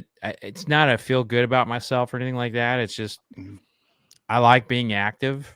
And if you can't walk a flight of stairs, or, you know, in my estimation, like I actually do mean this, like if something happens and I can't tackle the person in front of me, you know, that's a problem. That's just kind of how I always thought, military wise, wrestling wise, all that stuff growing up. So I wrestled in high school. I didn't do a lot of wrestling. I kind of joined that late because I was playing football. But you're an Ohio boy, right?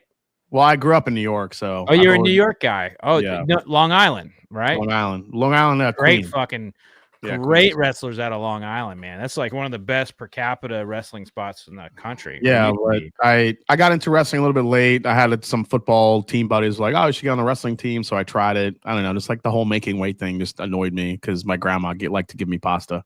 So There is that. But I really did I got into martial arts as well. So Yeah.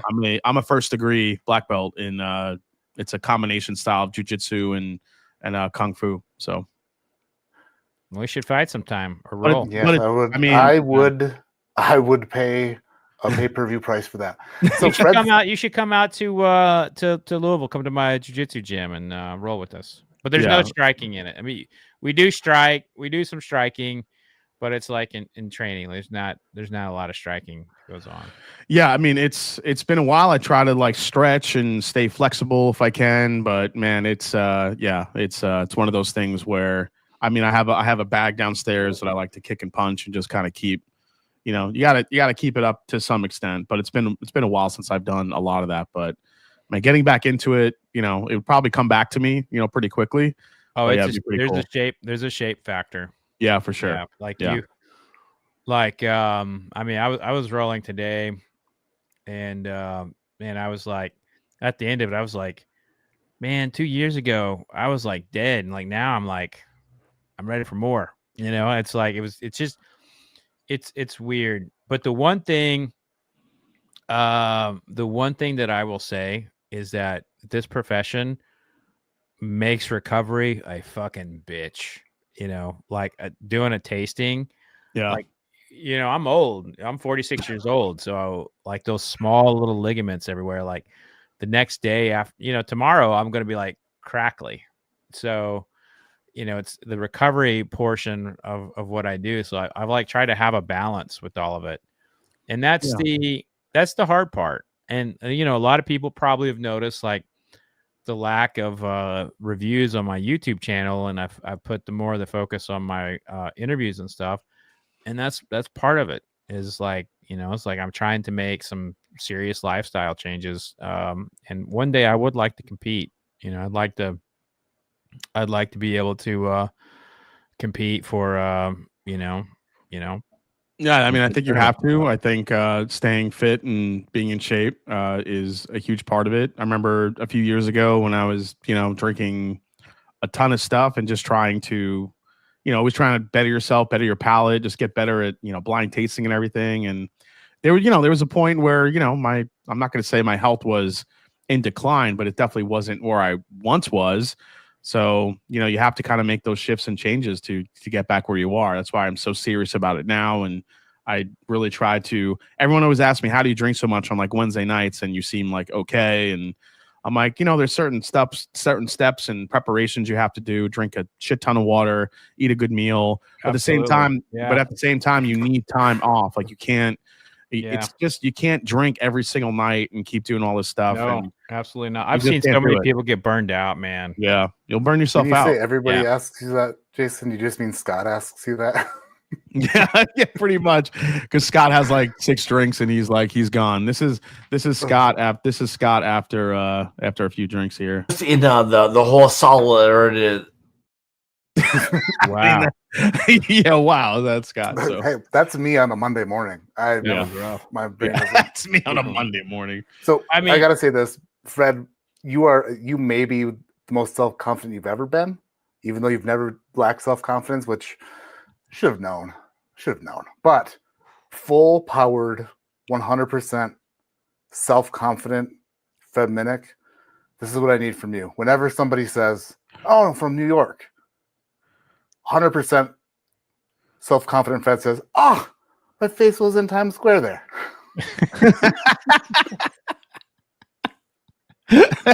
I know where that's at. Yeah. I'm there. Next stop is the Sphere. Now you got to get blind tasting on the Sphere. The blind bourbon tastings are a lot of fun, but we talked about the the 3-tier system and stuff.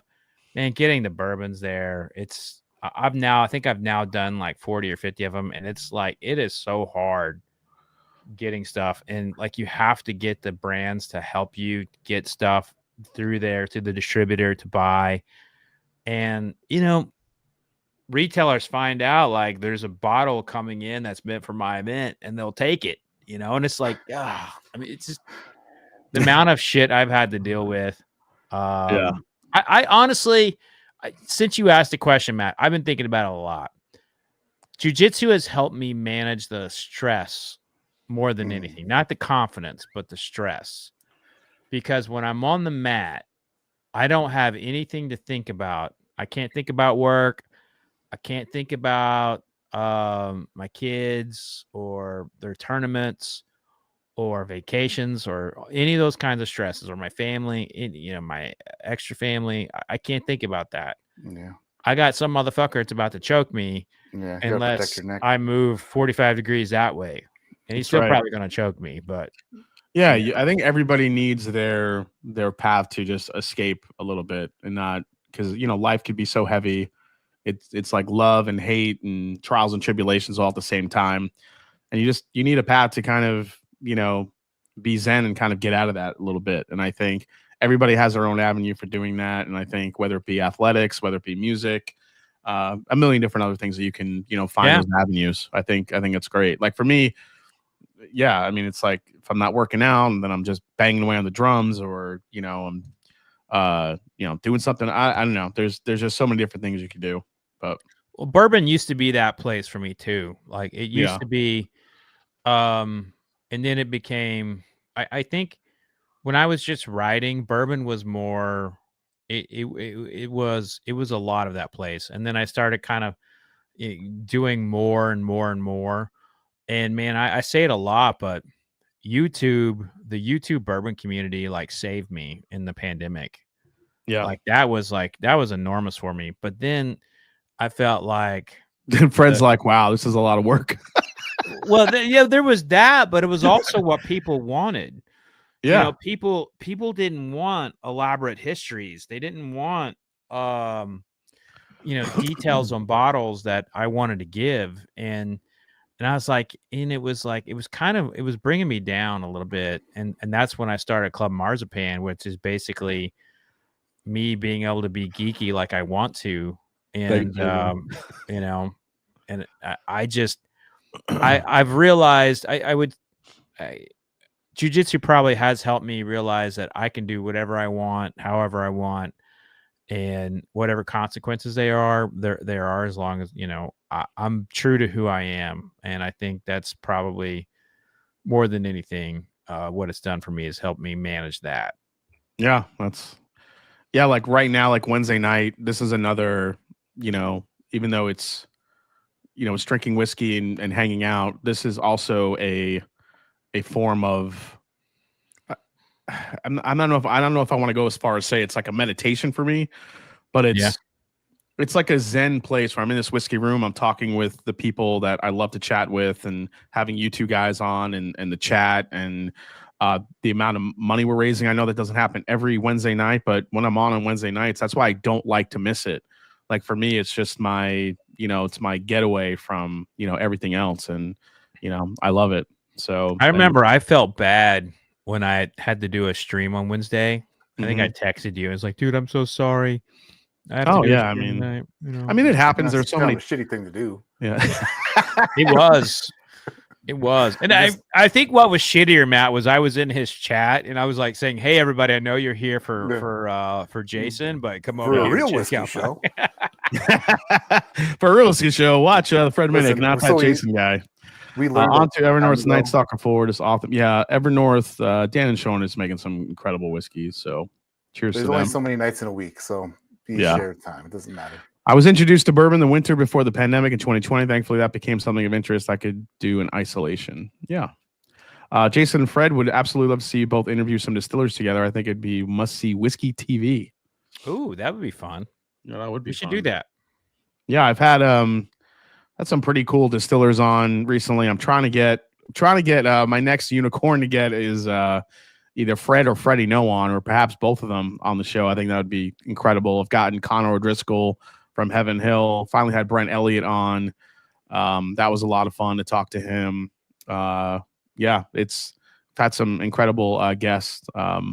So yeah, I mean, I'm very I do a lot of the bourbon interviews through Bourbon Pursuit, and I'm very choosy with who I'll sit down with because I've been doing this so long.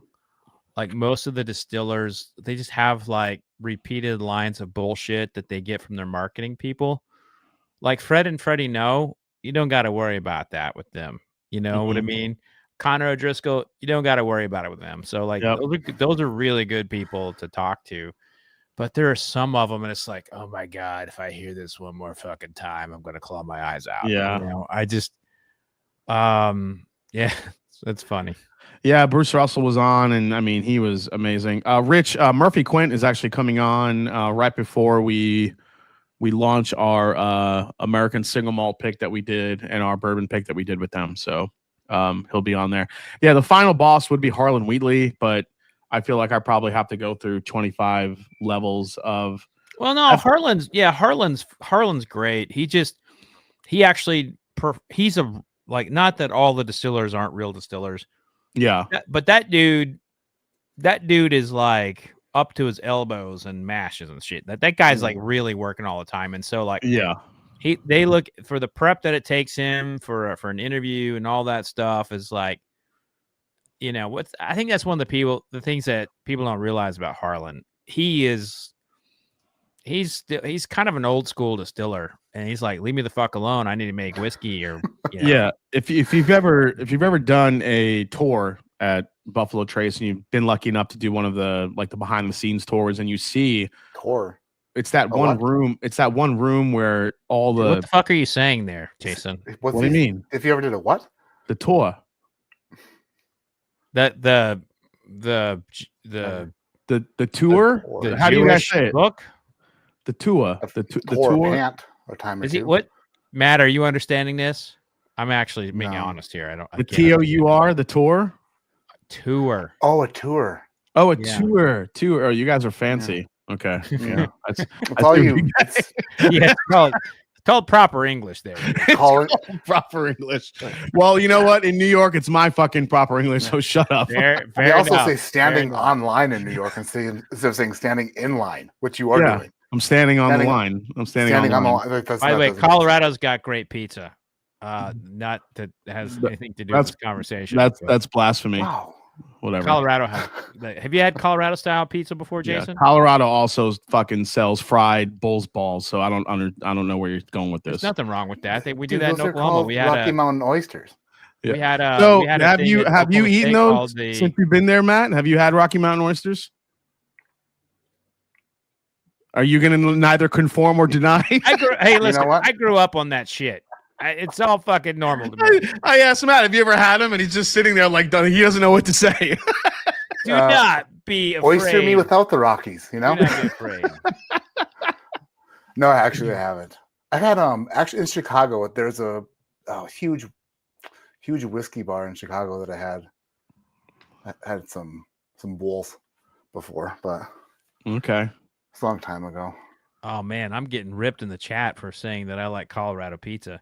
We just came from vacation in Colorado, so you know I like the pizza there. So what makes it Colorado pizza? Tell me. There's two styles there. They have one that's like a Detroit style, like super deep dish with like Jets pizza, basically. But with proper ingredients. But there's another one. There's another one that has like a really thick crust, and it's kind of sweet, and then you put honey on it. That shit was the bomb. No, see, that's not pizza. Just eat dessert. That's not. But like you eat the whole pizza, and the cheese is amazing. By the way, like Colorado cows are amazing. I love them. Okay. And then you have like this big thing of big crust that you put honey on. It's awesome. It was great. I mean, I listen. I'm not gonna lie. I don't mind a hot honey pepperoni pizza. Those are pretty good. But. Oh my gosh, you guys! First of all, you're like, you know what?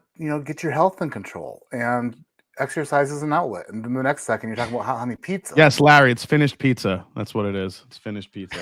Yeah, there we go. I like it. Thank you, Larry, for speaking my language here. I love All right, Fred. So Fred, this is what I'm proposing. I feel like we eliminate number 1 or A, right? Yeah, A's out. I agree. Yeah, A's out. Yeah, he agrees. Not a great nose, better palate, but. And I say we eliminate the D. Ooh, I don't know. I went back to the D. You went back to the D. You like the D now? See, I don't think it's as nutty as you think. I think it's all maple syrup to me now. It's so good. Doesn't that taste maple syrupy? Well, I just tasted C again. Hold on. Oh, maybe I meant C. Jason, I have a question for you. Fred, earmuffs real quick. Have you had Harlan Wheatley's Clicks vodka? I have actually had that one. I don't know if I had it completely blind, and I was surprised when I found out what it was. And then you went blind afterward? You like what you like. I don't listen. I'm not. The first Ascot Awards I received a box of, I'm like, looks like I'm a newbie. Like blackberry vodka, blueberry vodka, orange vodka. That's right. Orange, you glad this isn't vodka? You know what? I remember those flavored vodkas I got in that first year, and some very, very young rum. I remember I was tasting. That is the that's the penance you pay, right? I think C was the one I was talking about, maybe eliminating. Yeah, C's out for me. D's still in. I think B, D, and E are these are the top three right here. For real. Yeah. These are really good.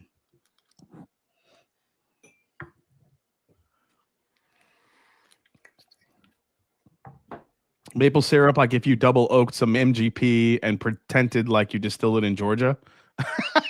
I don't think it's that maple syrupy. Man, E is just so different. It's got a funkiness to it I really like. Man,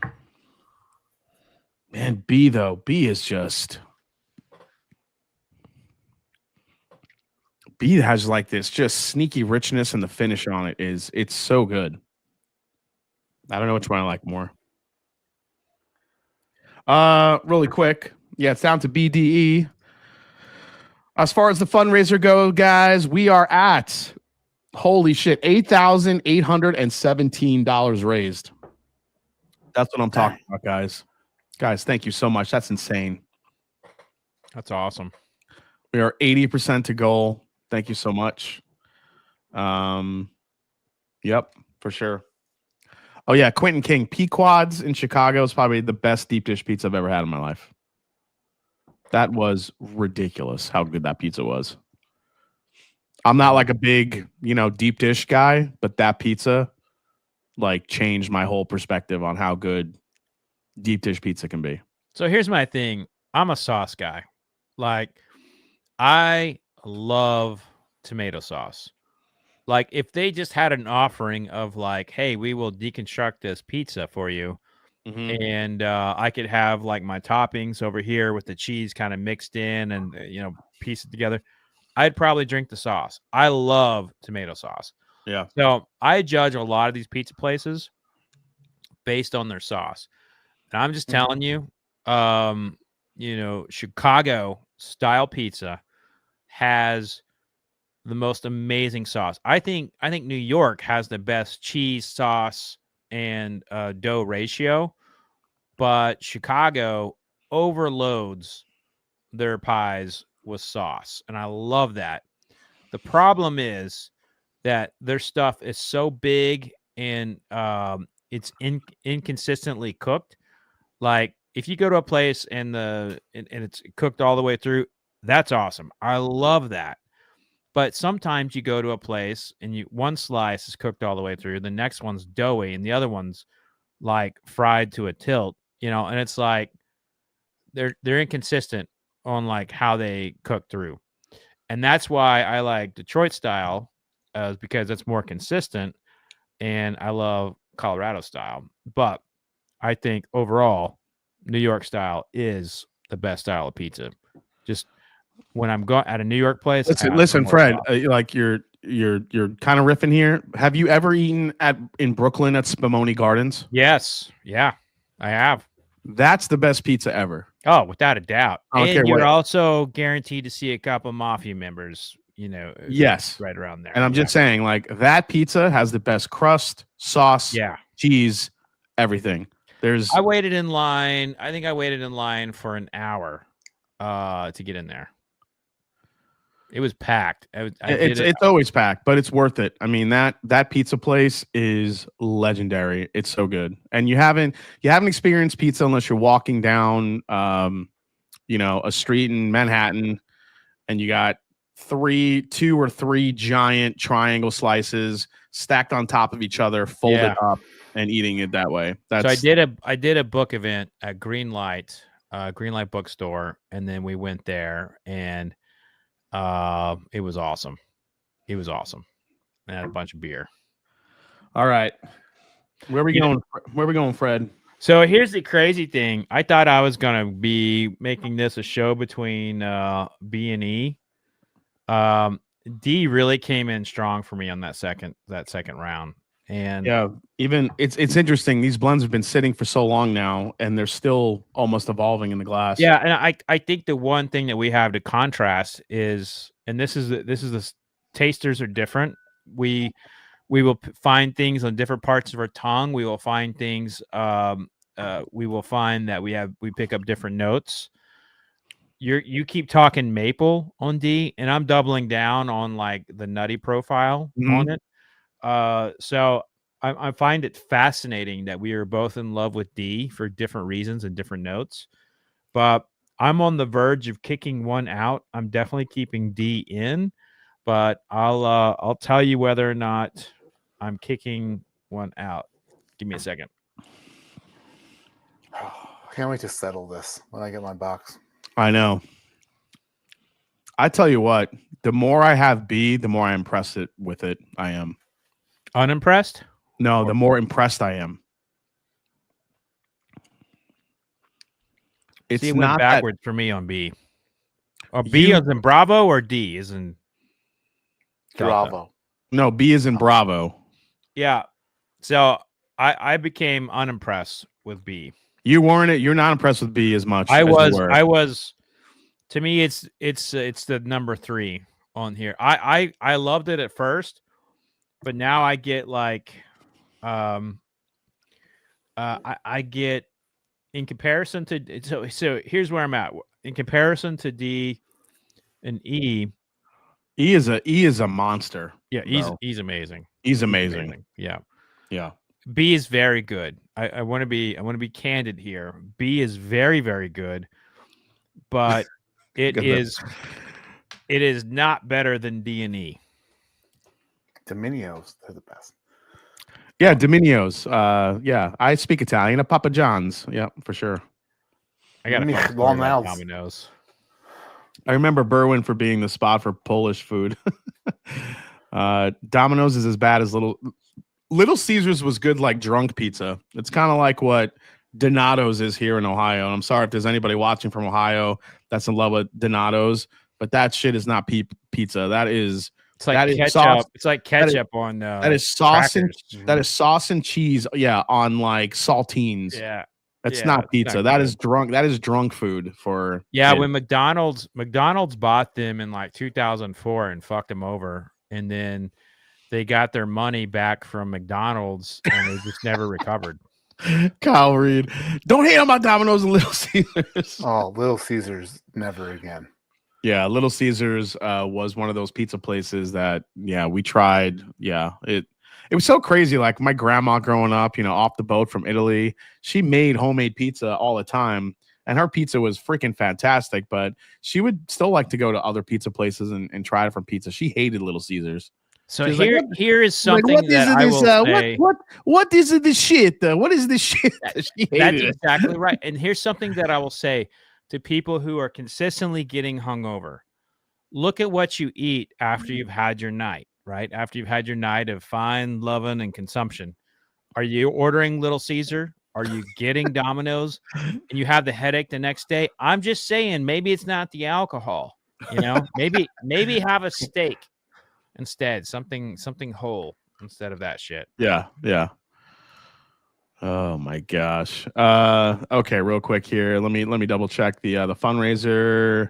We are right on the cusp of $9,000, guys. Holy shit! Thank you so much. Let's get to it. Keep it going for Nationwide Children's Hospital. Appreciate it, guys. Where doesn't the world's best whiskey taster stand on the flight right now? I think it's where doused thou. Where doused thou? We'll talk about that here in a little bit. Let's see where Fred and I land here, and then maybe we'll get into a Maybe we'll have a thing where not Fred, when Matt gets his samples, he could weigh in a little bit, No. and I trust you guys. we see how this goes. So what are you proposing to kick out instead of B? Because I'm honestly, I don't want to kick. Because here's the truth, is like here's where I'm between. E for me is the top two. Okay. I'm between B and the You're D between here. B and E? No, B and D. You're between B and D, but you said E is a top two. Yeah, E is the top two. I'm between to B and kick D out. on which one I want to kick out. Okay. All right. Yeah.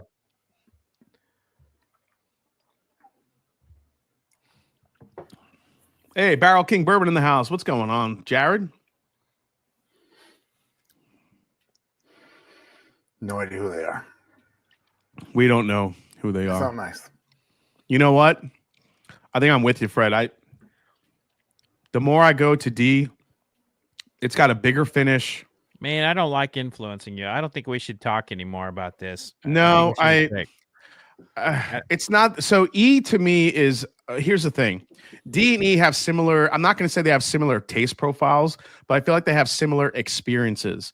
They have really great flavor on the front and mid palate, and they both offer a good finish. If you just take kind of the tasting notes out of the equation, I feel like D has a more robust flavor profile than B does. Even though they both offer great palates and great finishes, I think that D is even another level above the B, if that makes sense. I feel like B is what you're having with your buddies. You know, you're going out on a bachelor party and you end up with glitter all over your chest. Where were you hanging out? Well, Catcher concerts. you know where there's glitter. Well, yeah. There ain't glitter at Domino's. I'll tell you that. Or Little Caesars. I think also I'll say there's a slight flaw in B that pushes me away. Slight flaw. It's not a major one. It's a slight one. And it's yeah, I think I think after continually tasting these, I think we're between D and E, and I don't really know which one to go with because they're both really good. Here we go. D has the punch and the spice and that maple syrup pecan. Oh, it's so good. But E has like this growing complexity on it every time I go back to it.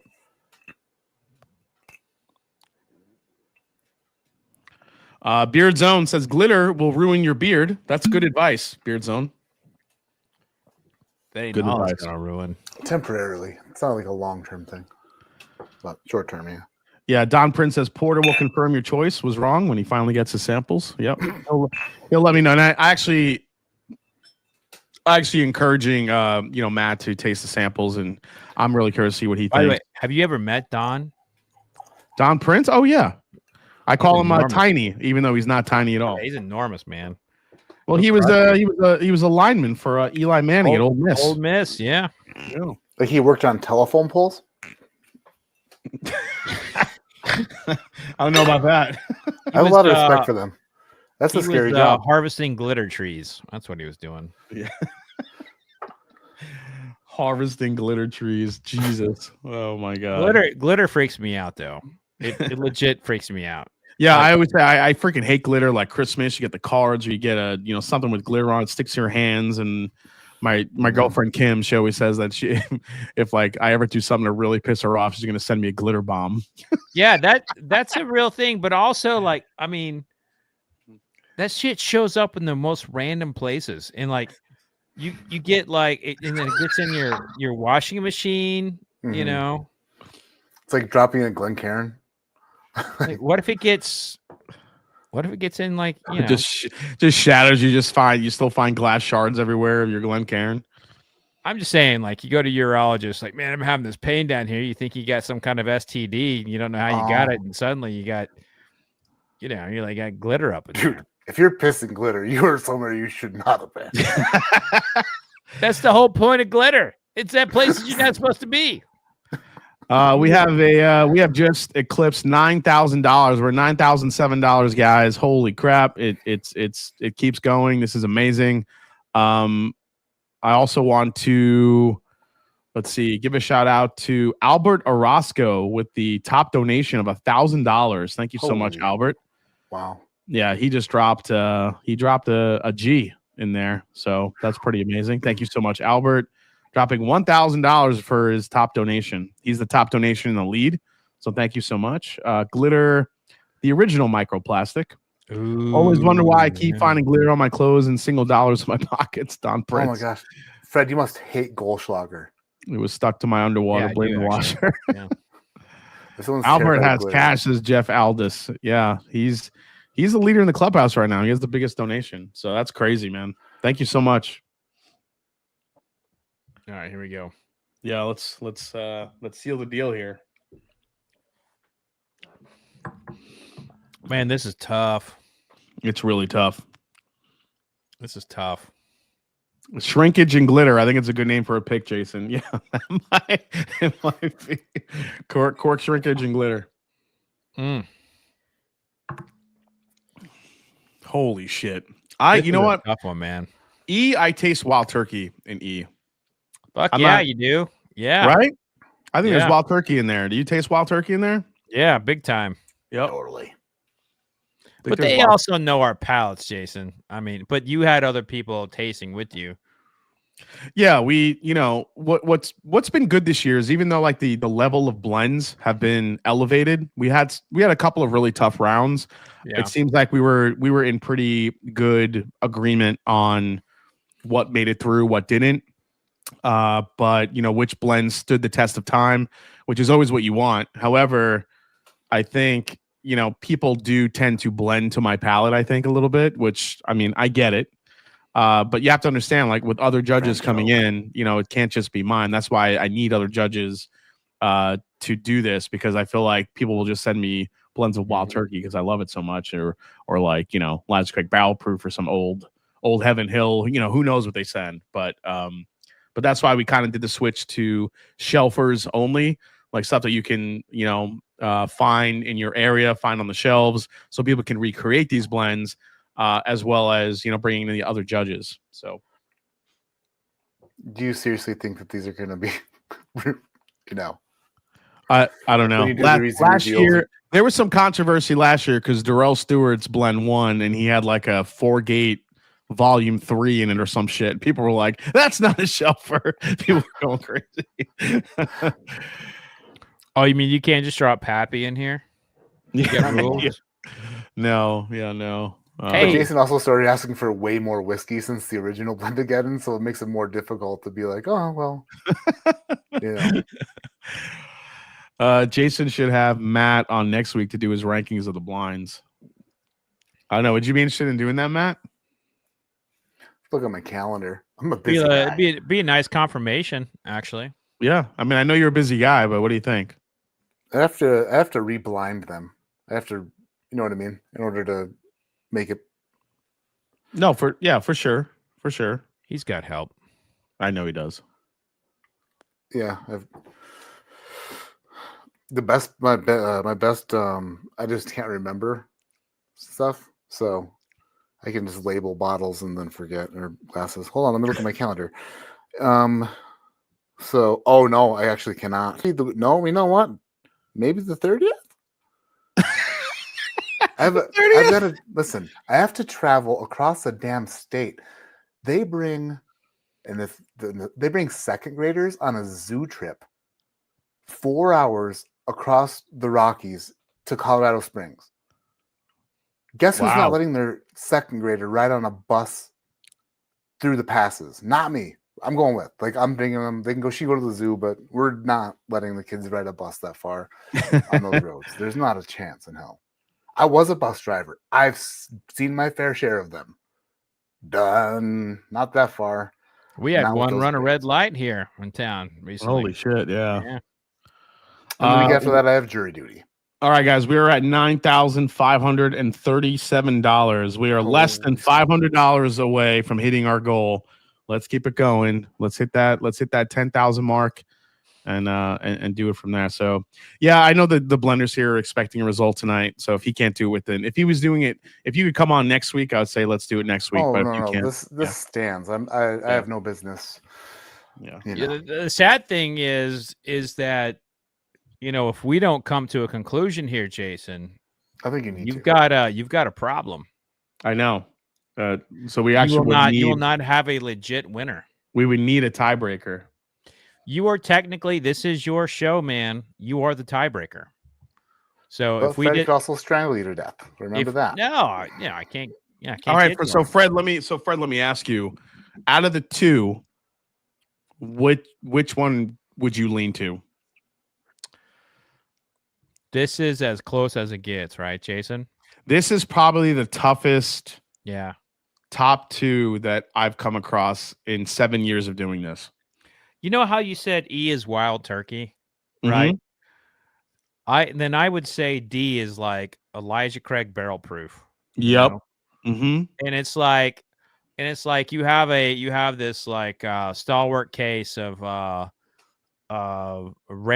great rare breed versus like C923 from a couple years ago, and it's like whatever one that was, maybe it was B92. Yeah, I could even make a case for like a really good like beam, like to be in like a really amazing Knob Creek pick or something. Well, we didn't allow picks, but just saying in that realm, like D's right there in that realm, right? That same kind of mash bill, aged in Bardstown. You can just taste it, like, and it could be MGP, it could be any of those things, whatever it is. That's where I think it is. What I think it is, and D is friggin' amazing. Yep. And E is such a beautiful representation of American whiskey. And someone just put in here, I think this is a surefire way to like do this, is like we both give a score, right? So we both give a score. Maybe we drop it in the chat so we don't influence one another. But we both give a score, and the average of the score wins. That's a great suggestion from Darren. Okay. In the chat. What do you think about that? I like that idea. I like that idea. Because so score from 1 to 100. Is that where you want to go? Yeah, we do from 1 to 100, and because what that does is it like if I like one 2 points more than the other, and you like 1 point more than the other, something's gonna win. I agree. You should either write it on paper or text me. That way, there's no way that you know each other's score. I like that. Yeah, I like that. I'm gonna text Matt my scores This here. is just how I find out if Fred actually knows my number or not. See how I played the long game? He called us Yeah, you do that. Yeah. Did Fred actually save my number? Or did he save the Domino's pizza place instead? All right, let me see here. I got a lot of Matt. What if your text gets stuck at USPS? That's funny. That's a Matt I've not heard from in a while. There he is. Starts at 906. That's the one. Yep. Upper Michigan. I'm going to write down. So I'm going to base my scores on nose. Calling you. Sorry, my bad. Palate and finish here. Okay. This will be good. All right, guys, we're getting down to it here. We're down to 2 blends. We are. We're going to text Matt our scores, average them out, and see exactly who's the winner. As far as the nationwide fundraiser, we're at $9,562, guys. So we are getting there. I'm actually gonna donate myself here, I think, and I'm going to drop. Let's give it. Let's do this. Matt, did you get that text? The one that said, "What are you doing?" Sup? Oh, never mind. Yeah, I got it. You got that? Or no, shoot. You know what? my brain sucks because I try to be quick, and then the actual text I was thinking of is "you up." Oh. Yeah, I got it. I also sent the nude. Did you get that? The node, as Jason would call it. Yeah, I don't know if you know, but Fred's nipples are shaped like Kentucky. It's beautiful and swimmy. That's what happens. With it, I don't know. I'm going with that one. Okay, let me do that. Boom. All right, I just dropped. All right, I just donated, and now we're up to $9,762. All right, so, I gotta do my tasting thing. These are pretty even, man. So I'm gonna do my finish, whichever one is on the finish the longest. So I'm gonna do my little timer. Oh, you're gonna time the finish? Okay, I got you. Is that okay? Yeah. Oh, this is freaking classic Fred. Classic Fred. All right, guys, $9,762. Come on, let's get to that 10,000 milestone here. Let's go. So I tried to find a way to earlier, a couple weeks ago, donate to add a bottle to the list. And you know what? If you add a bottle, Matt, I can add it right now to the list if you want. So we get to 10K. We get to 10K. I'll add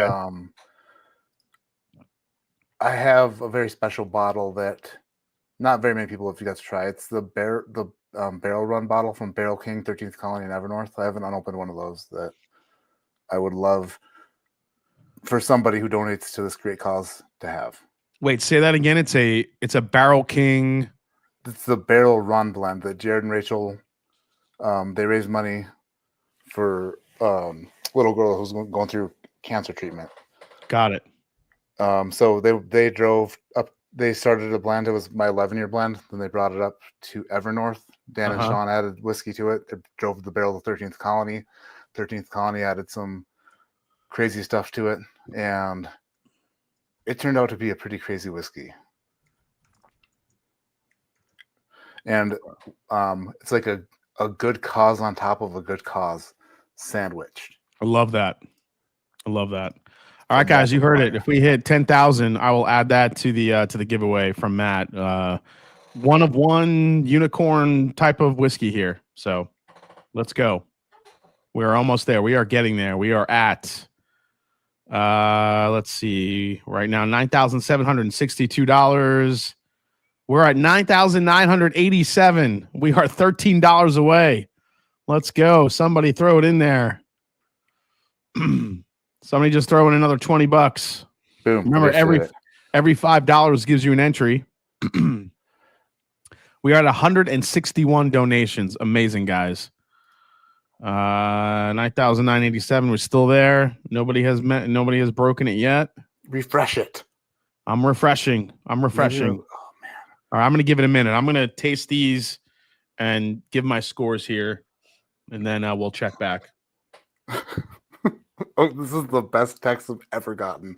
I'm gonna holy shit! This is the most close I've ever had a finish. Yeah. Holy shit! There is like, it's not even a second separating the finish. Matt, you're looking at that. Uh-huh. I've got to choose here.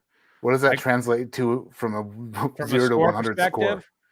Yeah. I'm going to give a score, and it's going to be tied. This isn't going to be a point. This is going to be like, I'm going to give it like a 0.5 point. So, Jesus, these two shit. are. Sorry. The first one was actually D. Sorry. So the first one was D when the first text was D. I put E, which is close to D on the typing pad. But then you also put E for the second one, which could be confusing. We hit it, fellas. We are at $10,257. Hell yeah. It turns into an emoji when I put in D. Oh, yes. Awesome. Guys, thank you so much. That 10,000 was the goal. We've exceeded it. Guys, thank you so much. You guys are amazing. Awesome. all for Nationwide Children's Hospital. Hell yes. Don't congratulations to me. Congratulations to you guys, the kids, everybody. That's crazy. All right. I think I have my scores here.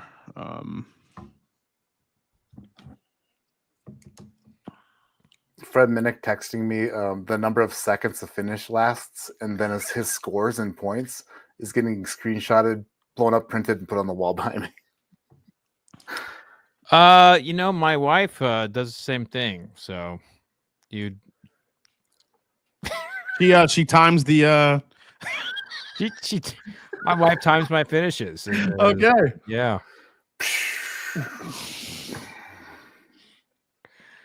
By the way, What does that mean? So much trouble for that one. I don't. You know what? I don't. Nobody even knew what you meant by that. Sometimes I think that I would be the one to say something like that. Turns out, Fred's a wild card. I mean, that's a pretty long finish, though. Yeah, you can say that again. Does she give you scores? I get scores, yeah. I get 97 points. Does she score you every night? Yeah, I'm scored frequently. Yeah. 14 points. What was wrong? Well, I don't know. Maybe you should think about it and try again next time. Oh, wait. What's the wild card? Is the wild card in here? No, I just called you a wild card. I said that it'd be that's like something I would end up saying and regret. Yeah, there's a long list of that for me. I don't hold regrets long. I got like 24 hours for regrets, then I forget about it. That's a good way to do it. Yeah. All right, Matt. I just sent you my scores. Okay.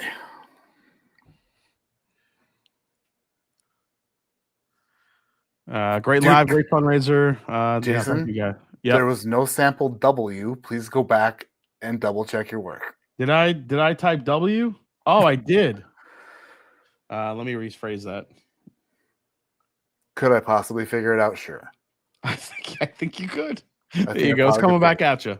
Boom. Now it makes way more sense. Yeah. All right. I'm out of one of them, so I got to switch to my night pour tonight.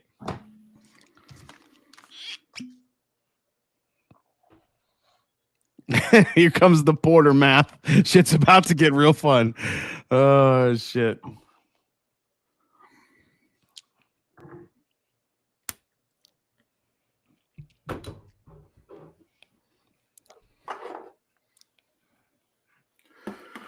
We have a winner. We do. All right. But I'm trying to figure out which one it is. It's close on my end, man.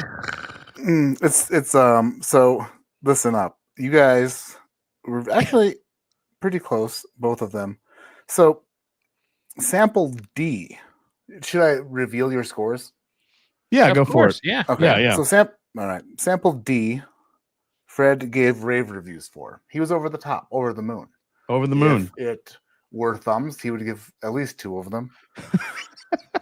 If he had an article in the center pages of a magazine, it would just say, wow. Yeah. 94 points, sample D. 94. Wow. Jason gives sample D. Also, fantastic reviews, great reviews. But not as big of a fan as Fred. 89 points. The question is, how do they feel about sample E? Sample E, 93 points for Fred. And Jason, 93 points for Jason. There you go. That means they disagreed on their favorite. But since they're using different brains and different scoring systems, looks like sample E is the winner. Hey, listen. Jason lowballed sample D like a jerk. Listen, that was his strategy. Like, he knew that going in. Like, he's like, I know how Fred is, and I knew it was tight, so I'm gonna lowball this mother to make sure. Yeah, Fred's like, this is gonna be separated by a decimal I don't point. know. Jason's I don't know like, if I would. I don't know if I 8 wanted to. and I don't know if I'm lowballing it, but I was just kidding. the more like E, I just want to keep going back to and drinking. So I went to my finishing style, right? My finishing thing, and honestly, D edged out E by less than 0.4 of a second. So I have no issues here with E winning. To me, they were neck and neck. It was really as a close to a tie as I've ever had in my career. Ever. Yeah. That's how close these two were. And I played it out through my finishing process. It was close. Absolutely close. So I mean, no honestly, issues whatsoever with D. And honestly, tomorrow I could maybe pick D over E. I mean, they are that close. But there's something different about E that just kind of puts me over the edge. Yeah, and someone said in the chat, like, "Hey, pull your stopwatch out for it, bro." I did. Yeah, he did. I legit did that. And I agree. I think that I think the finish on D does outshine the finish on E slightly, but yeah, by like less than half a second. Yeah, but I think E has a just a more interesting palate to me. That's the beautiful thing about a whiskey tasting too. And yeah, especially the critical analysis of it. You know, yeah. it is a panel decision. Unfortunately, we're minus one of our top tier Hall of Fame panelists here. I know, greatest whiskey taster in the world. True story. You know, we are missing that person, and so us two schlubs, we have to pull it together. And I think it's awesome, man, that he won, because he was one that really, you know, brought it to my palate early and kept it going often. And D was also kind of like that dark horse that I was ready to dismiss. If you may recall, I was like, yeah, you were ready to kick D out in the beginning. Yeah, I was ready to like, bleh. And then I get into it, and I'm like, this is pretty good. This is pretty good. All right, so this is what we're gonna do. I'm gonna open the results. Yes. And we're gonna find out first who we eliminated, and then we're gonna find out who the top two left are, and then I'm going to update the bracket with who we chose to win, and then we're gonna go from there. So, all right, let's do this. The results are as follows. So the first one we eliminated was letter A, correct? That's right. Yeah, we got we kicked that shit to the curb. It was good though. So that was the wild card blend from Jeff Perkins with the Sofa King blend. So that was the wild card that was in the mix, and that is the one that got eliminated first. Let's find out what's in his blend. By the way, Perkins, underrated breakfast restaurant. I love a good Perkins. Yeah, they have good pies. They have really good pies. Perkins has also great wings, which people go there for the pies, but stay for the wings. In the morning? Stay for the wings. Perkins has good wings. Yeah, Perkins has actually really good buffalo wings. Sofa King blend. Here we go. 1/3 Russell's Reserve single barrel non-store pick. 1/3 of ECBP B524. And 1/3 of a 1792 full proof non-store pick. So that was his blend. So some good high proofers there. Great. Only 3 whiskeys. I actually love when the blends come out of there's like a simplicity to it, and it actually adds some really great complexity. So Sofa King blend made it to the finals in the wild card, but it was the first one we eliminated. All right, second one we eliminated was letter. What was it? B or C? C. Because C went to the finals. I think C was. So C almost to the finals. C. So C was Justin Mills with Sex Panther. Sexy Panther. Probably wins the award for the best name called Sex Panther. That's a great name. So Justin Mills makes it all the way to the finals, gets eliminated in the final round here with 40% Maker's Mark BRT02. The Bardstown 40% Bardstown KBS Stout. Wow. Interesting. Oh. And 20% Hardin's Creek Jacob's Well. Huh.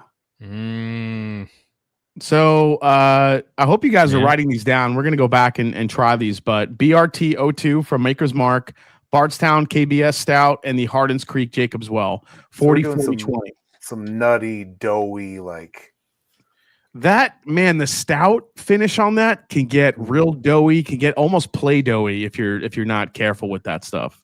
It's weird that worked. I mean, because it's just kind of similar. Huh. That's interesting. And then letter B, I should say. This was the one that we really enjoyed in the beginning. But once we started going against D and E, it kind of fell off a little bit. Well, I think the story is that D really I think it gravitated toward us. Yeah. You know? Yeah. B belongs to Miro with the old Gary Carter. Did it come down to Jeffrey Wack and Durrell? It literally came down to Jeffrey Wack and Durrell Stewart are the top two blends. Unfreaking believable. Now Durrell's the past champion, and Jeffrey Wack is hoping to come in and dethrone him. So, well, let's talk about what B was. Yeah, I interrupted you. I'm sorry. Yeah, I'm gonna open up the old Gary Carter here and get into this. Let's see what it is.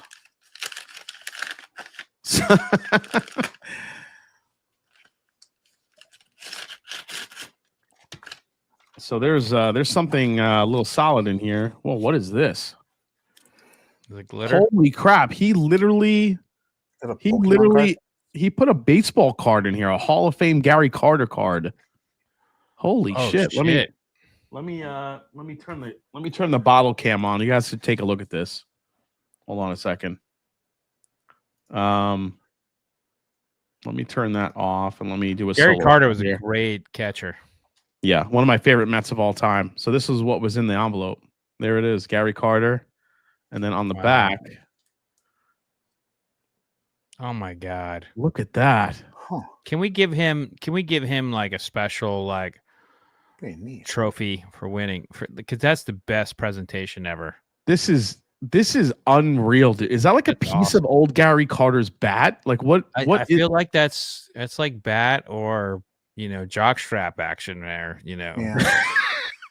Holy shit, dude! Miro, this is unbelievable. That's a nice shot of the turkey 8-year too, just sitting there. Yeah. Isn't that kind of a nice? You like that? It's kind of cool, right? Mm-hmm. All right, let me go back here and let me get back to.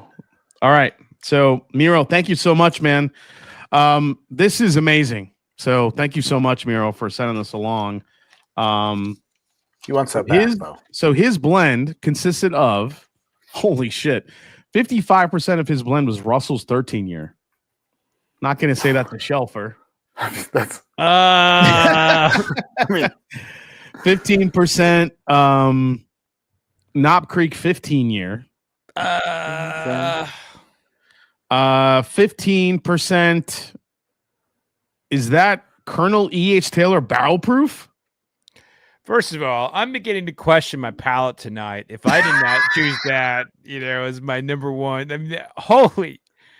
it's like, hey, let's have one top hit after another. Yeah, 10% Sagamore 8-year, and then 5% he threw in a Booker's Springfield batch. So he wrote, aside from combining the last of the few remaining pours at the end of the night and a few infinity bottles, this is my first real crack at blending. If I don't come out in dead last, it's a win. Thanks for hosting a fun competition, and thanks for all you do for the community. Cheers, brother. Tyler/Miro. This blend kind of actually, it's almost it kind of breaks the rules. But it's pretty good. It happens. But hey, here's the other thing too. This is also proof that it's not the parts that go into it. It's the sum of the parts, right? Yeah. Mm-hmm. All right. So how the fuck does that not win with those heavy hitters in there? I don't I know. mean, maybe he should have experimented with some, cheaper bottle. He goes to Las Vegas and drops 20 grand on like the blackjack table. He's like, first time gambling. Miro says, sorry, I was worried about the Colonel Taylor. So I got a question for you two. What was the whiskey that kicked it out? I think it's probably the Sagamore. The Sagamore is, to me, is like, that was just enough Sagamore in there to like throw off that what sounds like an illustrious combo. I mean, the Sagamore, yes, but I wouldn't count out the Bookers doing some weird shit to it, because the Bookers, if you've ever had, like, even the best Bookers, like if I've had a really good Bookers in a specific year, like even last year, there was I forgot which one it was, but yeah, it might have been the Bardstown batch. You throw that in like your end of the year tasting, then you put it against like a Russell's 15 or these other crazy whiskeys. You could taste the youthful character in a Booker's. It really stands out. On its own, you get the barrel proof, you get the brunt force proof in it, but in a blind against some other stuff that's either older or in its same realm, you could taste the youthful quality in it. So here's the other thing too, is like we let it sit for a while. Like we loved it at first. Like, so the first time that it touched oxygen, we tasted it, right, Jason? Mhm. And we loved it. But when it had a little bit of oxygen to it, like, and we came back to it, we were like, we don't like it as much as D. So I don't know, man. I wouldn't. I think he probably wasted some ounces of VHJ real proof. That's such a difficult thing to. What makes any Buffalo Trace distillate special is its simplicity. Like, it's so. Yeah. And then, but like you add that into something else, and it's almost like you're just like. It just nukes it with probably like ethanol, and what makes it so delicate and like intricate itself doesn't add anything except for probably a whole bunch of like just proof. But then again, I didn't taste it, so I have no idea what I'm talking about. You shall. But truthfully, Matt, you're right, man. Like, that's I think this is a blend that I would like to study. Like, I have some left. Wait, which one, Fred? B. Yeah. The B one with Russell's 13. Yeah. I would like to study this. It's fascinating to me. All right, so I know who the winner is right now based on the samples, and I am constructing the bracket, and I'm putting the winner's name in the middle of the bracket, and we're gonna find out exactly who it is. So this means I need to put Drell and Jeffrey Wack on different sides of the Matt Madness bracket, just in case. Right. Before you do that, though, can Matt and I like talk for a second? Yeah, go for it. Let me know before Jason, you go. See yourself out. Before you go up, though. No. Yeah, you guys can do it now. Now? I'm just working on it right now. Go ahead. So Matt, like, seriously, how awesome is Jason? Isn't he awesome? Isn't he great? Scale 1 to 100? Yeah. You probably give him a 94. I give him an 89. Yeah, so you lowball him here. Jason's he's a hell of a dude. I'm a big fan. I mean, I've freaking not missed anything he's done for several years. So that says something. I'm really proud of him and you, and like what you all have grown, and the heart you all have, and it's just awesome, man. And it makes me feel good. It makes me feel good when I see what you all are doing. And, because this world is filled with people trying to get their bag, you know what I mean? And you all have a passion for it like I do. And it bothers me how many people just want to make money in the bourbon space. And, and like, look, that's not important. Don't get me wrong. But it's to me is like, this has always been a community, and it's what I fell in love with. And you all, to me, are the upper echelon of the community, and like bringing the community forward. And I know I love it. And I love what Jason's doing here tonight, raising money. And it's a shitty time for a lot of people. Yep. And it's not And it's not lost on me that even though this is a shitty time for a lot of people, whether it be financially, if you've been hit by whether it be bad weather, floods, there's a lot going on. The fact that people are still taking the time out to donate and raise money for some kids it's very heartwarming and it's amazing, and I can't thank you guys enough for doing that. So, hell yeah. Yep.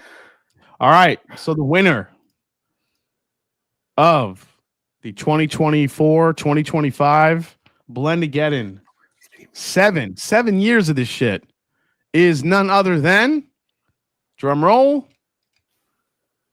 You'll see the name in the middle of the screen, guys. You ready for this one? Here's who won.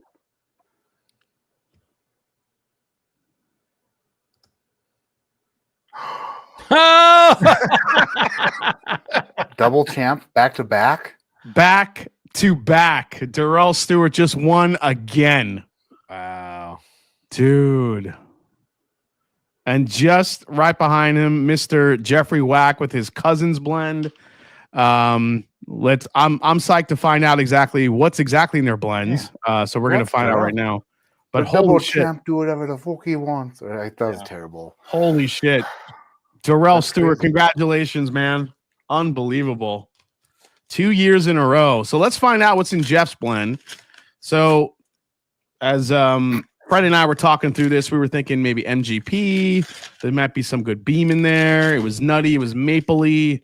Let's see what Jeff has in this blend. Okay. And wild turkey too. No, wild turkey I thought was Darrell's blend. Oh. Yeah. All right. So this one is 10% New Riff Sherry Finish Malted Rye, which is a freaking banger bottle. Yeah. 25% Old Dominic Cast Strength Bourbon, 44% rye. I think that is MGP. Wow, that's work right there. 45% Copper and Cask 9-year small batch. 20% New Riff 8-year bourbon. That's all New Riff. So he has New Riff, Old Dom, and MGP equals Cousins. So yeah, I mean it's holy. That's crazy, dude. Crazy blend. New Riff, Old Dominic, Copper and Cask, and New Riff 8-year bourbon all in there. Wow. All right. Let's find out what was in Darrell's winning American blend. I'm really hoping that he didn't put some fucking unicorn in here. We'll see what it is. I said I tasted turkey. Let's see if there's any wild turkey in here. Darrell's American whiskey blend called the Encore. The winning blend also features Copper and Cask 9-year small batch at 50%. There it is. Russell's Reserve single barrel, a shelfer, 25%. That was the turkey. That was the turkey I tasted. I knew I tasted turkey in there. And then the rest of the 25% was Green River Foolproof, 120.92. Yep. Solid. Yeah. So Darrell's American Whiskey Blend. This is an impressive blend. 3 components, guys. Copper and Cask 9-year at 50%, Russell's Reserve single barrel at 25, and Green River Foolproof at 25. I mean, that is, if you look at it on paper, seems simple, but it really did provide an incredible experience. So he had 3 products in there, right? 3 products. What was his last year? Last year, well, I don't remember his blend off the top of my head last year, but I know he had like a 4-gate, batch 3 or 4 in there and a couple of other things last year. But it wasn't big, if I recall. It still wasn't big, but Darrell, Darrell blended these 3 components here. So I think my point to that is I think there is something to simplicity. Yep. And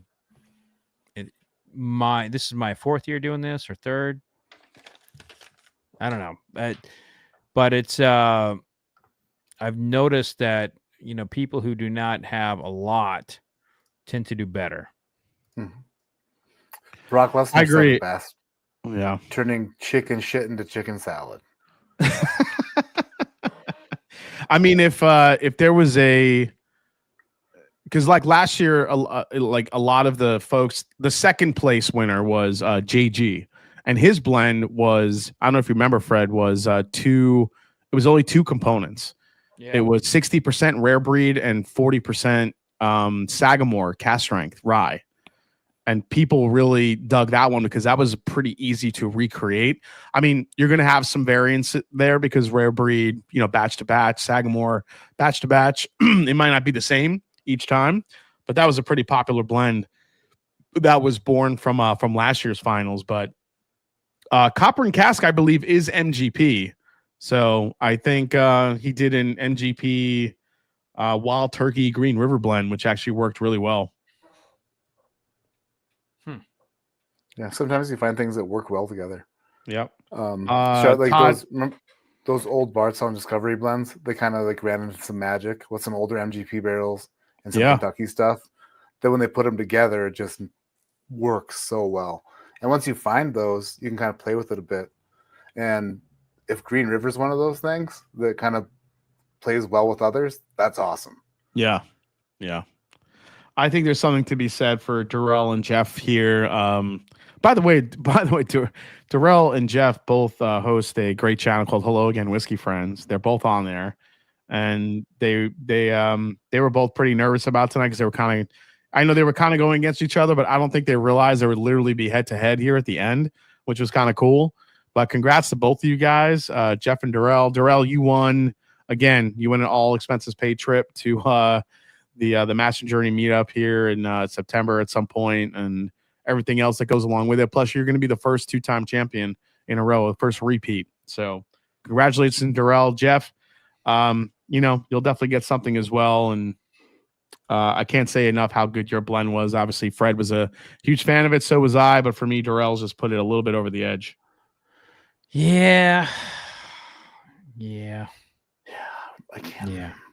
No comment. Sorry, man. I was rooting for you. This makes an interesting convo. How would rare breed blind against the blends? Maybe what Jason is saying is blends aren't better than their parts. I mean, they can be for sure. I mean, yeah. So I'll say this, and this is something that's very interesting about tastings. I went back to the Baumburgers that I've been enjoying. And I'm like, I kind of like, 2 or 3 of these better than the Baumburgers.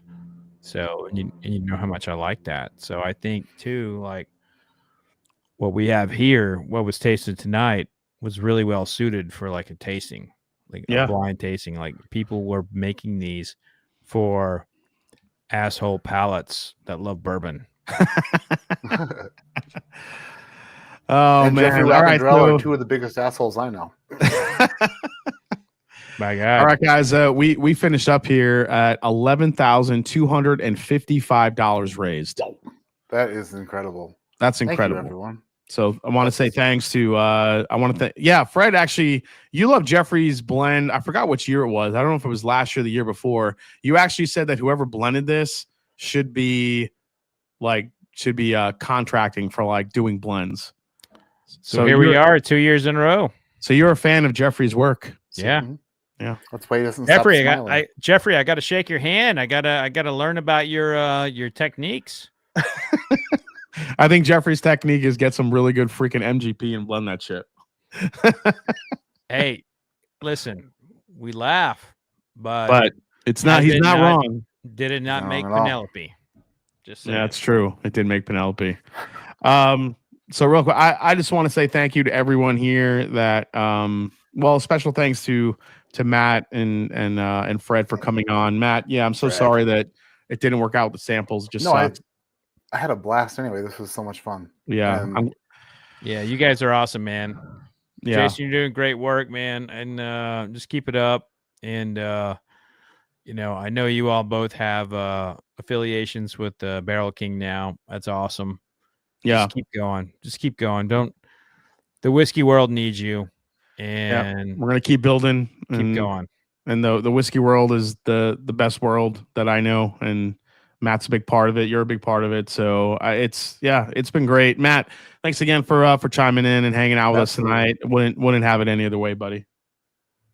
Thank you for inviting me again this year. I know I missed last year. Didn't know if I was going to get the invite, but thank you again. And Fred, I thought about making you reschedule, but I didn't want Jason to have to pay 2 appearance fees. So there were no appearance fees. I was joking. It's a joke. See, we're friends. I would have happily rescheduled. Yeah, but yeah. It's hard on the YouTube community. Like they all made their took nights off, got kids to be watched, and or ignored their kids entirely, and I mean it's important. No. Well, thanks for everybody that How are you how are you for the winners of tonight's the giveaways and everything for the how is that happening for people who want to? So basically, I'm going to download all the fundraising donations probably tomorrow. Go through them. I gotta kind of parse it out. Every $5 will get an entry. Sure. And then contact you after the stream. Yeah. So they'll be you guys. So you guys for the fundraiser will be contacted for the bottles. And as soon as I have all the winners, you guys will be notified via email because you have to put your email in for the fundraiser. And if we can't get a hold of you or I can't get a hold of you, I guess we'll figure it out as we go down the line. But everybody that has donated a bottle, I have all their email addresses or contact information. So once we know who the winners are, I will contact them to get your bottle out to you. So so good luck to all of you that donated tonight. We got a ton of donations. Thank you so much nationwide. I think it's going to be really thankful. All the kids and to everyone else out there that was watching tonight. Thank you so much. Love you guys. Thanks for supporting not only this channel, but Matt, but Fred, the Bourbon community, Blendageddon, and everything else in between. So love all of you tonight. And just want to raise my glass real quick one more time to all of you guys out there. Say cheers. And any last words, Fred and Matt? Yeah, fuck your train. Vodka sucks. And I think we're going to end it there. Cheers, guys. Love all of you. Take care. And thank you so much.